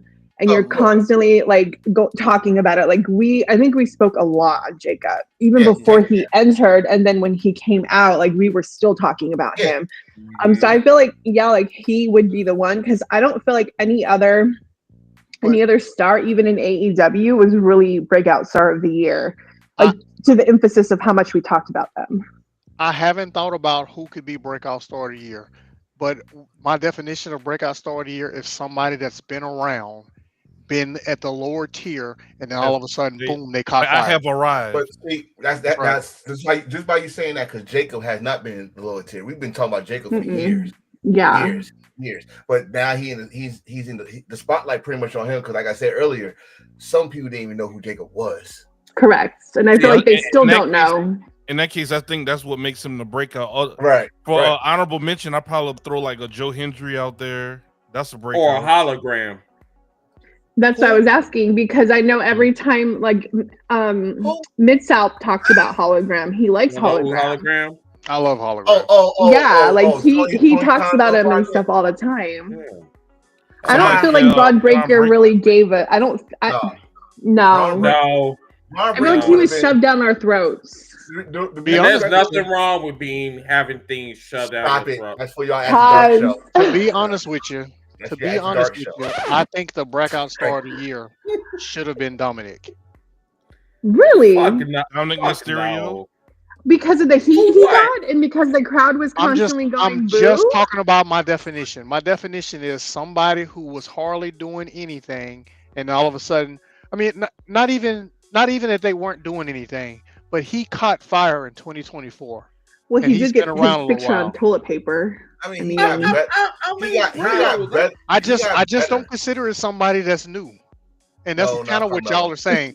Carmelo Hayes? I wouldn't even pick Carmelo Hayes. No. He was great in NXT, but that transfer over to main roster was like lackluster. I'm still let's be honest. If we're gonna talk NXT superstars who really caught fire, Lash. Yes. Who? Lash Legend? Lash Legend. Yeah. She literally went from NXT and then did a couple of matches on the main roster, and she was like pulling the crowd in. Hot take. I love when I want to say this. Lash Legend is what Jade was supposed to be. I said the same shit. I said the same thing. Yes. Lash Legend, who worked her butt off, because I didn't like her at first, worked her Me butt neither. off, got better and better and better. Why? Because she took the time in at the Performance Center and got better. This is where we said Jade should have been in the first place. Bingo. But Lash Legend is where y'all wanted Jade to be, and she's need to be there. I need to do the swap right now, like yesterday. Right? So, but to go to Mid-South point about Dom, yeah, he got better. Not in the ring. No. Maybe on the mic. Are we seeing the same thing? Y'all going wait. This is WWE. I'm talking about WWE, not talking about wrestling. He got better. He got better. Once again, when you say better, where? On the mic. That's it. As a he character. has not even talked on the mic because he keep getting booed. Well, the interviews. He's had interviews. No, he had interviews. He got better. And another thing he got better in is his character work. Like, he used to look like He used to look like a little freaking puppy. I don't now like Eddie Guerrero's clone. I don't even like Dominic Mysterio. I don't get what y'all see. Maybe because I got these glasses on, but I don't even like Dominic Mysterio that much. I'm truly basing it off my definition. Somebody that was in one position and then they got hot. He was one of the hottest people in the business.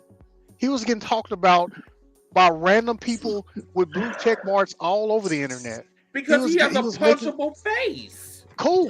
He got hot. I'm not going too deep in the definition. I'm just literally saying somebody was in one position and they got hot. I'm looking at the comments. Someone said Javon Evans. If Javon, I get next year, he'll get it. Javon Evans. Yeah, I wouldn't say Javon quite yet. I wouldn't say. I agree. I mean, they like him.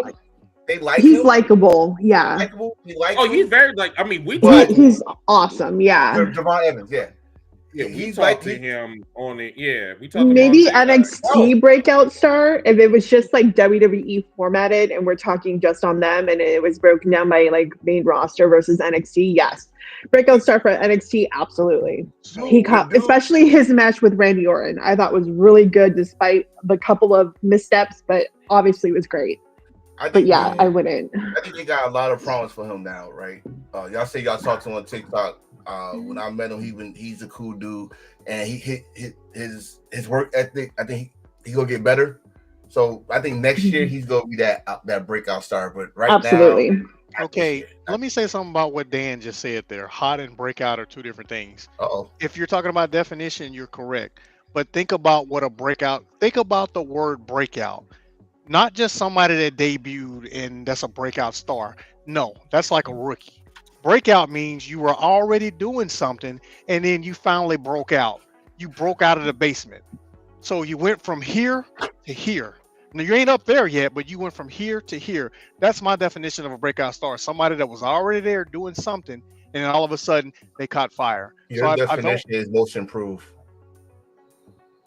I have to agree with that. That's what you just you can be terrible. No, you can be terrible and get better. That's not. But that's improvement. That's what he's saying. Like it's improvement, and that's what he's saying. Like your definition of a breakout star is improvement. Because let's be honest, Dominic Mysterio last year nobody gave two shits about, and he was lackluster. Where Dominic Mysterio this year he caught fire, especially when he turned on Rhea. So that's where you're saying he's been improved. But this being breakout star of the year is basically the moment they hit the main roster, it was like fire. And that's exactly what Jacob was. There was nothing. There was no push needed for him. Let me ask you something. Mm-hmm. Jay Cargill, when she started in AEW, she was terrible, right? Yeah. 2 years later, right. 2 years later, she had improved. No, I disagree. Never really caught fire. Well, I disagree. She's still wandering the force like she's still green. I don't feel like she's improved at all. Strictly talking about when she was in AEW. She was terrible and she improved. She didn't become a breakout star. That's not what we're talking about here. So you can improve from bad to decent, but you can also improve from just in that decent area to catching fire. So are you talking improved just in AEW or are you saying improved in WWE? My example is Dominic. Dominic caught fire. I got a question. Yeah, this year. You're not just talking about wrestling, you're talking about in popularity and yes, everything. I'm not talking about in the ring. I'm not talking about in the ring. So if Jacob was not the breakout, you think Dominic would be the right person? No. Just off the top of my head because I haven't really thought about it. Okay. Dominic caught fire in 2024. He went from a regular dude down here to being one of the highest selling merch sellers and most talked about wrestlers on the planet. And that ain't got nothing to do with him getting better in the ring. I'm talking about he's a breakout star because people recognize him in places now, and they didn't recognize him 18 months ago. Not Harley. Not outside of wrestling anyway. I think again that would go under most improved because what does most improved have to? What does that have to do with people recognizing him outside of wrestling? Because 2023 again was lackluster for him, and it took Judgment Day and him changing and him being motivated to break out in 2024. That's improved. And like with Jade, there was no improvement. Like, let's be honest, Jade went from one company to another company and we knew who she was and there was no improvement. In my opinion, there was no improvement. She's not WWE's breakout star. Yeah, I'm not talking about Jade. For Dominic, I get what you're saying, but if we're looking at based again out of 2023 and 2024, he got a push in 2024. Let's be honest, he did. And then the crowd, yeah, he caught fire. He got his name on toilet paper and it sold out, and he was shocked. So has he improved? Yeah, but is that a breakout star?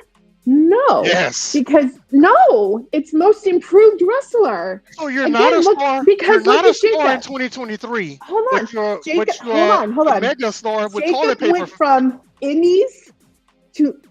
indies straight to WWE. Got no push. Okay, let's be honest. He got no push in WWE. He basically entered. He went on screen and the crowd cheered. Half the people didn't know, but who he was. He didn't get a shove. Hold on, he didn't get a shove for a belt. He didn't get a shove for promos. All he did was enter and destruct in 4 minutes. Entered and destruct, and the crowd went crazy. That is breakout star of the year. I have a. So what if he would have got injured right after he did all of that? He did. Because he hurt his foot. Hold on. He jumped from the ring belt and he hurt his foot. What I'm saying is, what if he would have got injured and had done nothing else for the rest of the year? Because you just said he's the breakout star just from that one thing. That still makes him breakout star of the year. Can we find the imaginary list of the last 5 breakout stars and see if any of them debuted that year? I got this from I got this from the internet. They said a breakout wrestler refers to a professional wrestler who has suddenly gained significant popularity and recognition within the wrestling community, often after a period of being relatively unknown. Your ankles. That is Jacob Fatu. I guess what they're saying about Jacob Fatu, because he was relatively unknown to some of these E fans. And again, that's bullshit. Essentially breaking. Sorry, Mid-South. No, that's mine. That's literally the definition of Dominic Mysterio, who has suddenly gained significant popularity and recognition. How is he unknown? He rides on the coattail of his daddy, who rides on the coattail of Eddie Guerrero. Isn't that what Charlotte does? Hold on a second. Exactly. Hold on a second. Put the definition back up there. You missed the word before unknown. What does that say right there? That says relatively unknown. Unknown. That means he was known to the wrestling community, but he is unknown to people outside of wrestling circles. Because you again, are literally Dominic Mysterio. Ziggy, stop it. Stop it. Dominic Mysterio is being recognized on ESPN and other places that don't watch wrestling. If you put the picture of Dominic Mysterio up, Thank you, Mayor. Thank you, Mayor. Hold on. Thank you. It's a win for me. I know it hurts, Mid-South. Hold on. It's a win for me. I love it. 10 minutes of our lives talking about Dominic Mysterio. Y'all motherfuckers, I'm not talking about that point. This is why y'all gotta make sure y'all pull up to the cookouts. Enough. I stand down. This is why y'all gotta make sure y'all pop up to the cookouts. Wrestle Talk on TikTok featuring. Hold on, let me get this out. Yeah, get that comment out the way. Featuring Chris, Angel, Jose. I think that's Apollo. A guy right there in the middle, and then we got Tone, of course, Miss guy in the middle. I wonder who that he guy is. in the middle got a fro. Man, yeah, this is what y'all missing out on. I don't see you. Got a fro. You got replaced by me because I was right. Sorry. There you go. I go, Miss. I love you, Miss South. I love you. Or someone said the alpha male Monty Brown in the pre-show. He said he looked like Monty Brown. That's funny as fuck. Pounce. What else you got, Chris? What else on this list that we got this to hear about? So let's do this. Can Oh, y'all man, think Cody of this on the versus top of Roman? your head?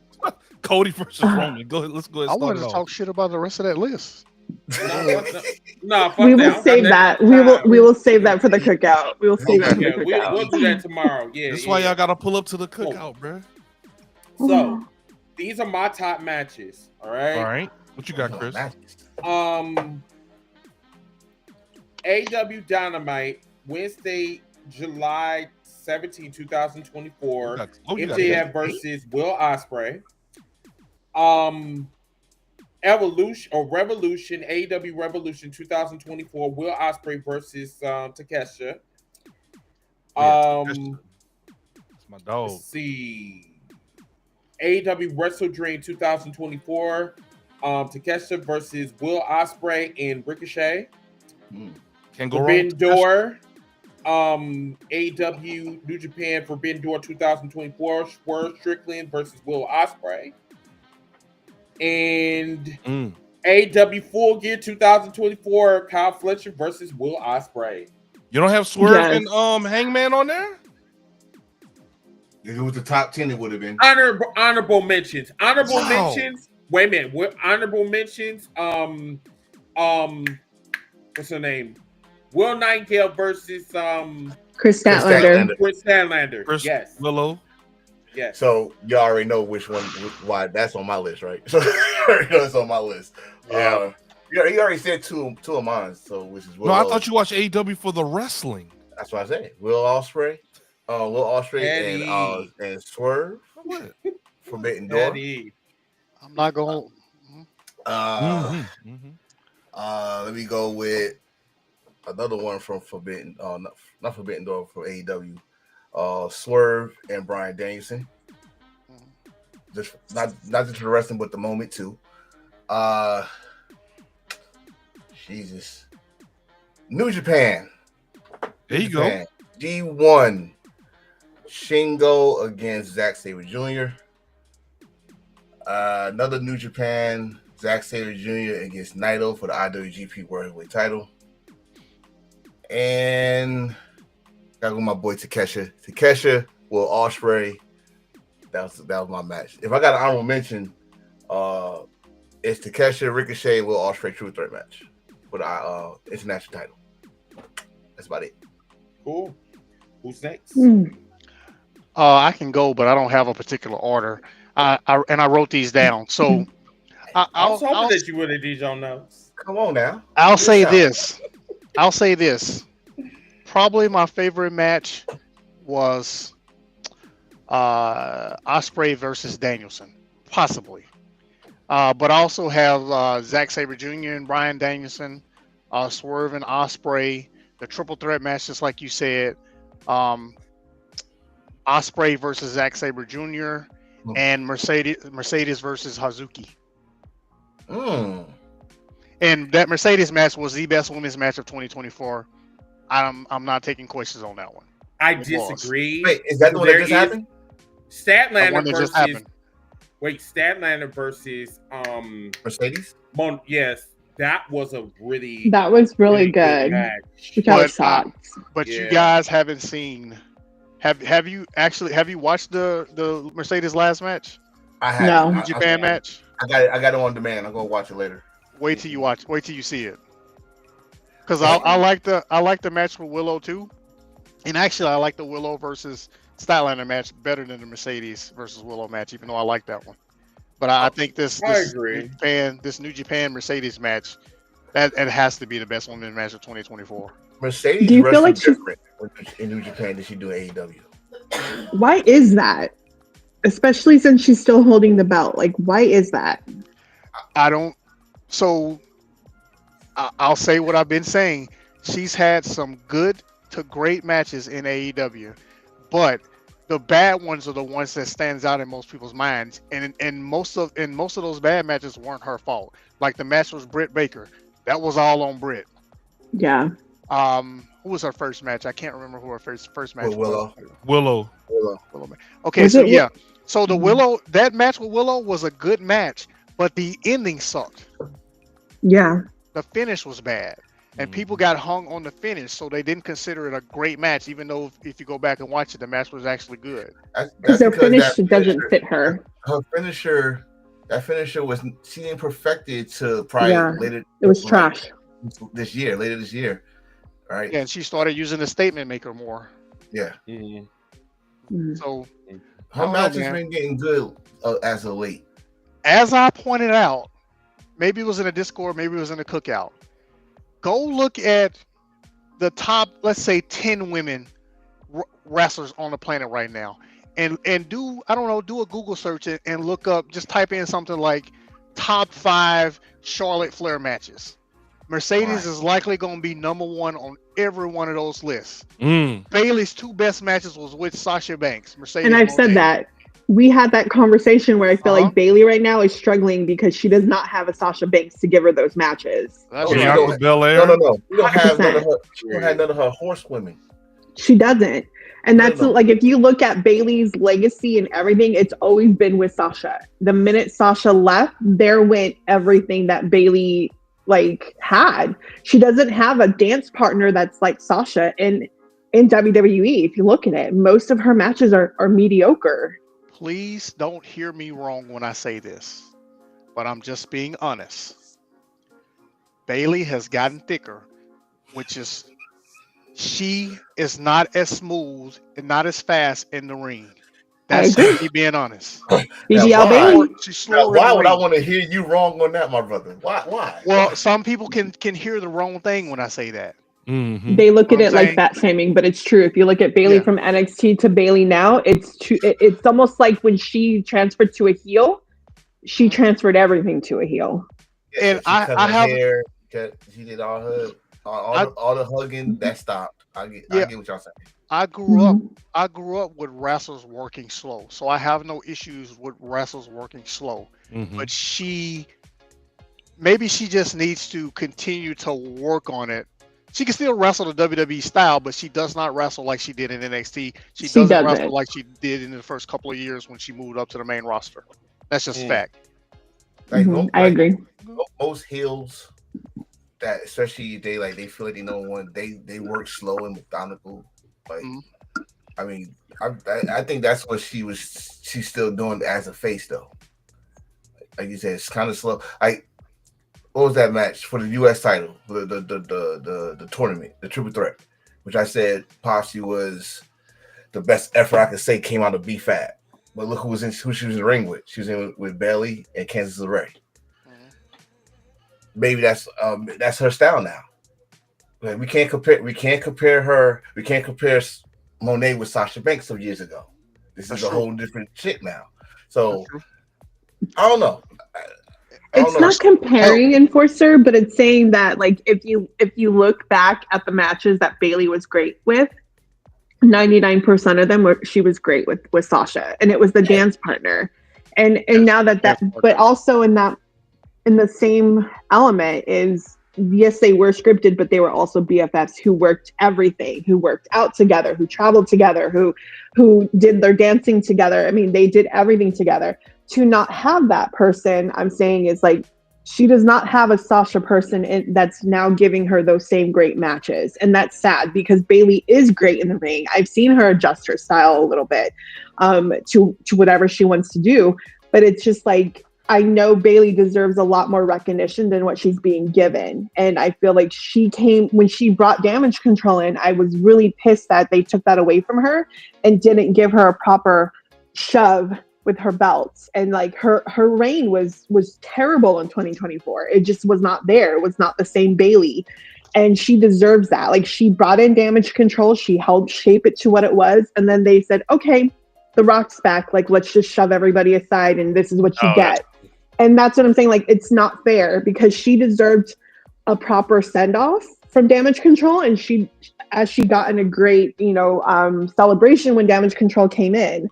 And that's the part. I think she should have also had a better run for Intercontinental as well. She should be in that circle of women deserving that belt. She's given a lot. But again, it's not there. I think on paper they had the right send-off.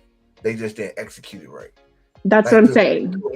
To win the belt at WrestleMania, that should have been the perfect send-off. Hey, I brought y'all into this world. I can take you out, type of shit. And I won the belt. Big moment. She got the big entrance. It just wasn't executed right.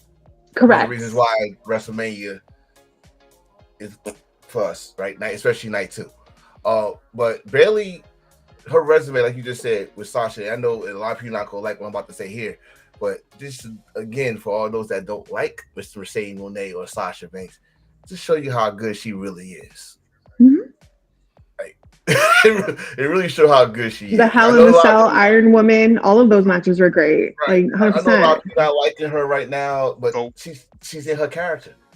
Go. You said go. You say something about a go. He's clearing his throat and talking shit on Discord. I mean, she also put over Bianca. You know what I'm saying? That was a great match. WrestleMania, Bianca putting over new talent. All of their greatest matches was with her. Oh, I got That's a good point, Miss Out. It's content for YouTube. Good point, Miss Out. Did Angel give her a top 5? No, she did not. I did not. I think most of them, like I did love Brian versus Swerve. I really did. I loved that one. All in Hangman, London?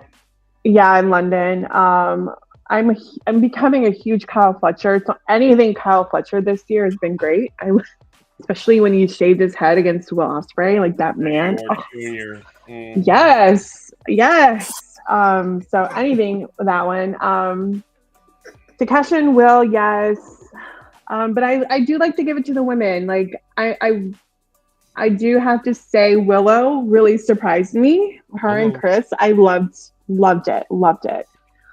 So yeah, like I'm looking forward to seeing where Willow goes from here. I'm hoping, I don't know, someone kind of said that maybe Athena is taking Wrestle Dream, but I'm going to say maybe Willow will knock Athena to the side and kind of steal it and get her moment over there. So I'm hoping that happens. Let's see. I also like Brody King versus Darby. I kind of like that this year. Brody King is just a favorite, so he's great on the stage rocking it out, and he's great in the ring. So, justice for Brody. Yes. That's what I'm gonna say. Yes. Damn it, TK, get your shit together. Like you made me mad. Like Brody King for 2025. Ooh. I love you. House of Black. Yes, House of Black. Come on, Juliet's back. Juliet, my girl, she's back. I love you, Willow. Oh, sorry. Come on, solo moment. I can't with you too. But yeah, Ziggy, what is your 5? All right, I'm gonna go with Cody Rhodes versus Roman Reigns. Get the hell out of here. Cody Rhodes versus KO. I'm just playing. Mute this man, please. No more whoa moment. Now, y'all pretty much said a lot of the ones that I said. Let him continue. Daniel Bryan and Bryan Danielson versus Will Ospreay is probably like my top one at Dynasty. Yeah. I got my notes up here. The one at Dynasty was crazy. Swerve and Bryan again. A lot of Bryan Danielson is on, I think, everyone's list. I kind of enjoyed the only WWE match I would put on here would be Gunther and Sammy. I really enjoyed that one. That's kind of hard hitting. I like that one. Wait, they wrestled twice. The WrestleMania or the World Heavyweight Title match? The one at WrestleMania. What? I'll go with that one. He's a Rocky Balboa that film. one. Rocky Balboa film. Just let it go. I like that one. And he did the brainbuster. And then I'm gonna go. Yeah. He did the top rope brain. Wasn't that the actual best match at that Mania? Was that the best match? Sami Zayn versus Gunther. Wasn't that the best match at Mania? I think that was like one of the best ones. That was night 1, right? No clue. I blocked that memory out of my head, all of it. And then I'm gonna go Swerve and Hangman for a 5. Good man. Swerve and Hangman. Any honorable mention? Honorable mention would be Willow and Chris, right outside of a top 5 for me. That was I would say Tony versus Mariah would probably be honorable mention too. I think that's the if anything that made me crash out this year was the placement of that match. And in fact, me and Miss Up, was you on here when I crashed out on that one? Oh, what they got mad at me? Yelled at all of us though.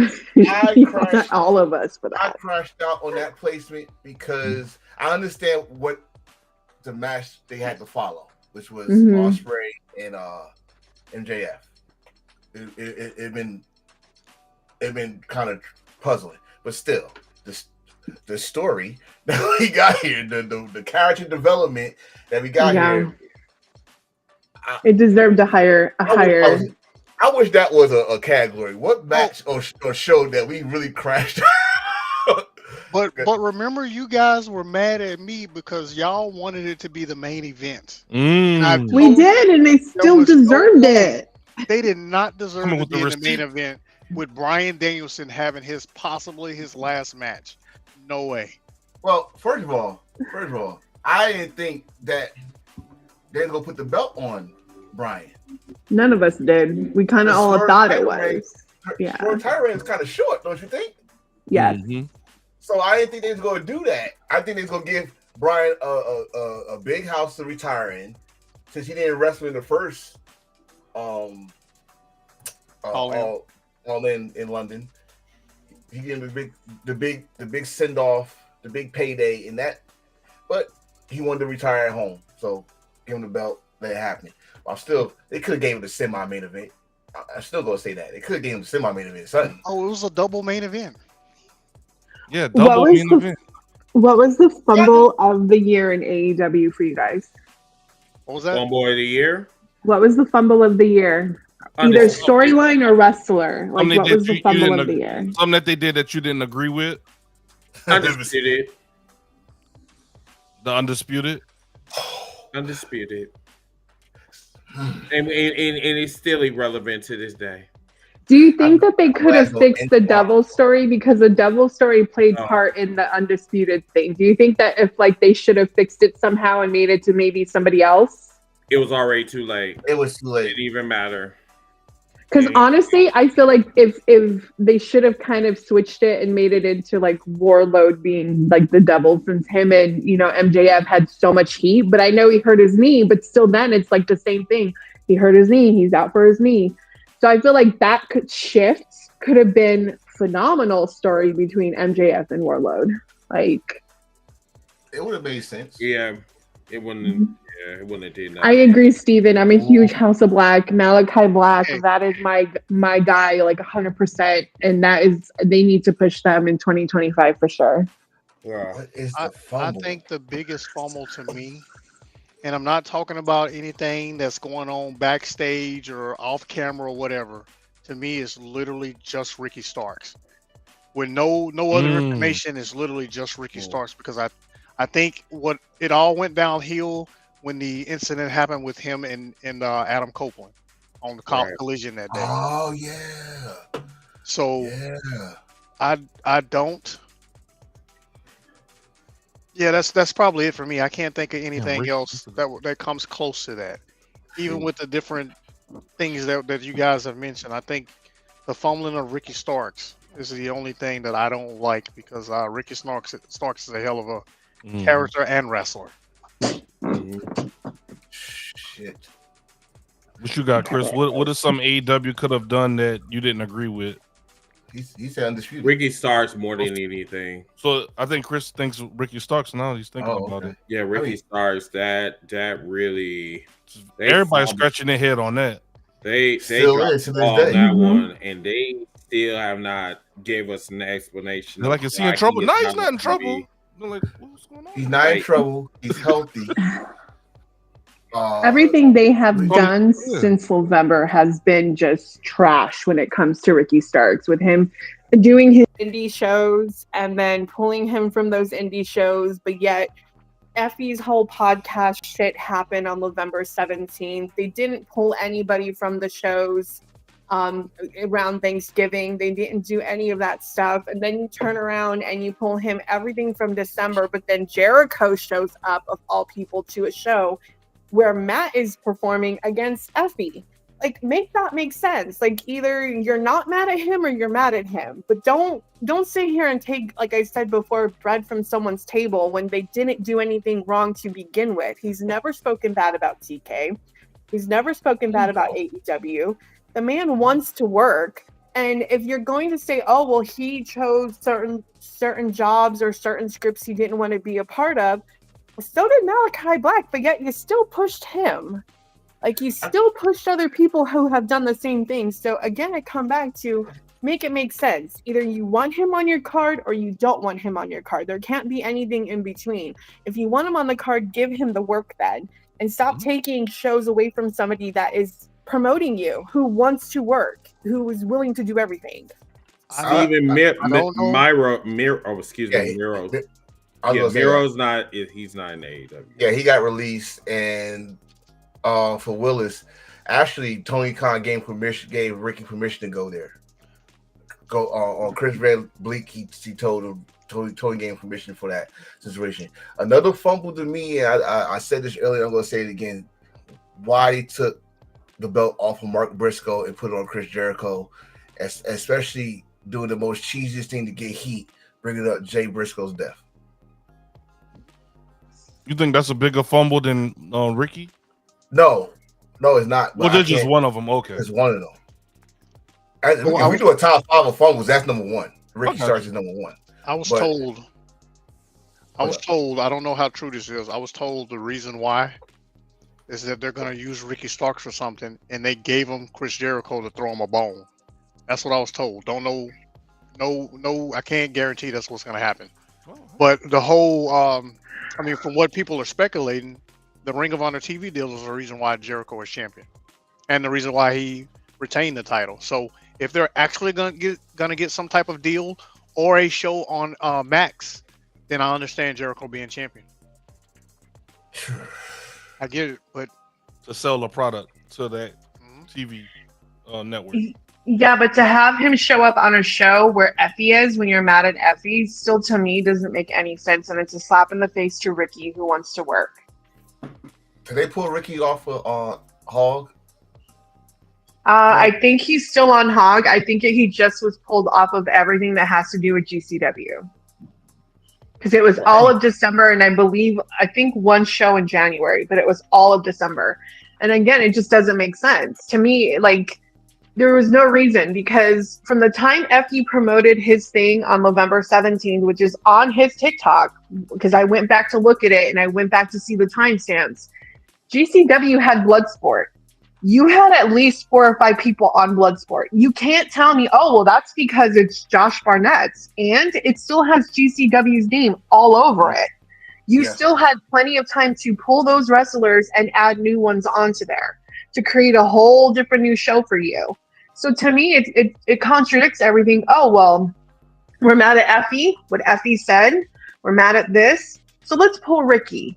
Well, you should have pulled every wrestler, and there's no excuse to have Chris Jericho show up to a show where Matt is wrestling Effie. No excuse at all. The same thing. That's a good question, Steven. Where is Scorpio Sky? Oh, I haven't seen him in almost a year. Unless he's helping backstage, I haven't seen him either. Was he injured? Last time I saw him, he was doing an interview. I thought he was injured. And he was I think he did bring it. He was injured, but the last time we saw him on TV, wrestling wise, that's the last time you saw Ethan Page in AEW or Ring of Honor. I mean, right. All right, everybody. So that concludes our show. Thank you guys so much for what you're saying. Coming on. What you're saying, Miss Out? I can't hear you. You're muted, sir. What about the WWE fumbles? We always do AEW fumbling things. What's up with that? They fumbled. I mean, they don't fumble nothing over there. Oh, okay. They fumbled all year. 2024 is the whole year of fumble. I got one. They still doing it to this day, putting the good stuff on social media and now on the show. That's a big fumble. What's put that on TV? The actual fumble. I have a fumble. AEW fumbling people is people not being on TV because they ain't no. I got you, Miss Out. Missed out. A fumble for WWE is not giving Chad Gable the Intercontinental Championship. Bam! I'll take that. There you go. That's one fumble. Who else ain't on TV? Who else ain't on TV in WWE that we want to see on TV? Because that's always the thing with AEW.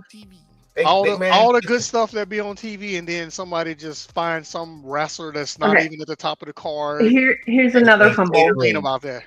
They gave Jay Uso that Intercontinental belt for 28 days, which is a complete period cycle. And that was it. Like 28 days was his entire cycle of a championship, like completely trash. They turned around and gave Motor City Machine Pew Pews the belt right out the door. Why? You can say guns. You can say guns. Oh, guns, whatever. I'm used to that. You gave Motor City Machine Guns the belt. I don't understand it. Why? Their intro sucks. I'm sorry. That was a fumble too. You fumbled Carmelo Hayes from jump. Not only you fumbled him once, having him go against Cody, but you fumbled him again when he went against Cody for a second time. And then you put him up against Braun Strowman. That is complete and total trash right there. And there's another fumble. The entire Cody thing's a fumble. Completely agree. And I don't know. I think the only thing they're winning right now is with Shinsuke, because I love this new gimmick. So that's the only non-fumble, which I'm hoping they don't fumble type thing going into 2025. Where is AJ Styles? He hurt his leg. He's out. He has like the same injury as Adam Cole. Cole. I'm not letting them off the hook. They have fumbled Shinsuke Nakamura. Absolutely. Now what this they're year doing now, or just in general? In general. Okay. What they're doing now is a step in the right direction. But 2024, For how long? he wasn't around. Gotcha. AJ Styles, 2024, didn't have anything to do. And then he came back. Music. Yeah, then he came back. They threw him in a feud in a short got feud buff. with Cody Rhodes. He got huge. They threw him in a short room with Cody Rhodes, and then he disappeared again. Nothing again. Then he got hurt. And the biggest fumble is not allowing AJ to go to TNA to get inducted into the Hall of Fame thus far. Wait, I thought because that's straight bullshit. I think he had to put that out there to smooth things over, but I don't believe that for a second. I mean, because he is a staple. He is a staple of TNA. And that man deserves every recognition. Exactly. TNA. You know what I mean. No, I was an early 2000s. I was an early 2000s TNA mark, bro. I love some Eli Cooper, some low key, all those guys on TNA. Christopher Daniels, Fallen Angel, Frankie, man, TNA, Samoa Joe, man, TNA got me through the early 2000s, bro. Good wrestling right there. I'll never forget AJ winning that bout, going to his convertible, throwing it in the back seat, and driving off and saying "F you, Dixie Carter." Oh, Team Canada. Period. Team Canada. Man, people sleep on OG TNA, bro. Come on now. What was the beautiful people before they got all their plastic surgery? Beautiful people. Angelina Love, Velvet Sky. Yep. Madison Rain. I was shocked when I found out Velvet was dating Billy Ray. I was like, what? What was what? Oh yeah, what was James Storm's tag team with the old boy? America's Most Wanted. Oh, AMW was great. TNA, that's Storm was lit. Oh, I love that team. And then Beer Money. I love Hernandez, and what's his name? Homicide. LAX. The border toss. He just Homicide just showed up in Ring of Honor. 150, baby. Oh yeah. Right, I could talk TNA all day, bro. I love TNA. You got any more fumbles? There's plenty of fumbles like throughout WWE that we can say for this year. I mean, I'm a TNA. We can go on and on. Their pay-per-views alone were fumbles. There wasn't a good one at all. The only one we can say that was good was because of the crowd backlash. Let's do this. Save it for tomorrow for the cookout. Save it for tomorrow. We're gonna do probably a morning one. Have a nice day. If y'all don't see me in the morning, then we'll do it in the afternoon. We'll do it about 5 o'clock Central or whatever. I'm on vacation. So you better be there, Enforcer. Oh, so you told on in this the box. Angel, you heard him, huh? I said I'll be there. Did y'all not hear that part? I'm in the box. 6. Now, here is where we're gonna get a little bit messy. Oh boy, here we go. You men love messiness, so let's go. No. I'm talking about our next show. So our next show is the 29th. So yeah, I think we should be fine for next Sunday. So yeah, we should be good for next week. And that will be our final show for 2024. Y'all hiring? Say what? Look at Ziggy. Ziggy's trying to get employment. Man, off till January 6th, man. No, I'm off. No, I'm off until the 2nd after Tuesday. Come on, miss yeah, out. Tuesday. I'm off till Thursday, and then I have 2 days the weekend, that Y'all got Monday, kicked and then out. 2 days. Yeah, We shut down for like 10 days every single year. us too. The entire Respect that. entire Respect that. company. Mm-hmm. Yep, they give I us like respect Yeah, they give us winter break for like 1 week, so I'm good. I'm good with that. But yeah, where can they find you This is guys, fun. Angel and Miss Out? Where can they find you? Wherever you're at, Chris, I'm at. So as your sidekick. So that means that you can find her everywhere on TikTok. social media. Yeah, TikTok. I'm on Twitter. I've like posted everything. So it's Secretary Angel over on TikTok. Just find me on the Heels4Lyfe page. Over there. We'll be there tomorrow. We'll be there for After Dark specials. Come and join us. We talk about everything from sex to relationships to life, to therapy, to what you men do wrong in the bedroom. Just saying. Y'all out here. We get stories, we get everything, but we do it all. So please join us for the cookout After Dark, and you'll see us. Thank you, Angel. Miss Out, where can they find you? You can find me whenever you think you have all the answers. I change the questions. All right, He likes to argue with you guys, just to let you know. Oh, I know. He does it all the time. I get it. I know. Yeah, I'm just on TikTok. That's it. What the fuck? Shut up. Not really, because my NWA. Facebook's on your Facebook, Mid-South. I just want to tell you that. It said people you might know. He said, if you find them, you find them. That's right. Cool. I friended a couple of people on Facebook. I just don't communicate. No, I hear that, bro. You find us on Discord. We'll chat on Discord. At Daddy Enforcer. Good luck. What you got, bro? What do I got? What we doing? Final thoughts? Plug yourself, bro. What can we find? What can we find you, bro? What you got going on? What projects you working on? Projects, bro. Projects. I got something cooking for us for 2025. I'm working on it right now as we speak. Some content, some extra content, but you can also find me on TikTok, of course, Mr. Attention Getter. And if you want to talk about football, you can find me on Self-Made Podcast on YouTube every Tuesday. We talk about the Giants. No, we ain't talking about those damn Giants. Oh, but we're talking about all the NFL teams, all of them, every last one of them, and stuff like that. So you're a Giants fan too? Unfortunately. I am so sorry. I know. I'm so sorry you too. And TL, I am so sorry. Hey, listen, I'm gonna say it right here. If those motherfuckers don't pick Cam, right? They don't pick Cam, I'm gonna be a Steelers fan. That's all I gotta say about that. But yeah, on TikTok, where you could also catch me this week since I'm on vacation on the cookout, and I'm gonna keep my mouth shut when they talk about other stuff after dark. No, you're not. But yeah, that's about it, man.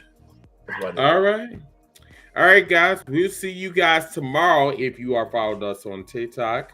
If you're not following us on TikTok, I guess we'll see you guys next week. Remember to follow us, share the podcast, and like the podcast. So thank you for joining us for episode 276. This is Chris. Representing for the #Heels4Lyfe Wrestling Podcast. Thank you, Angel. Thank you, Mid-South, and we'll see you guys next time. Good night, everybody. Bye, guys.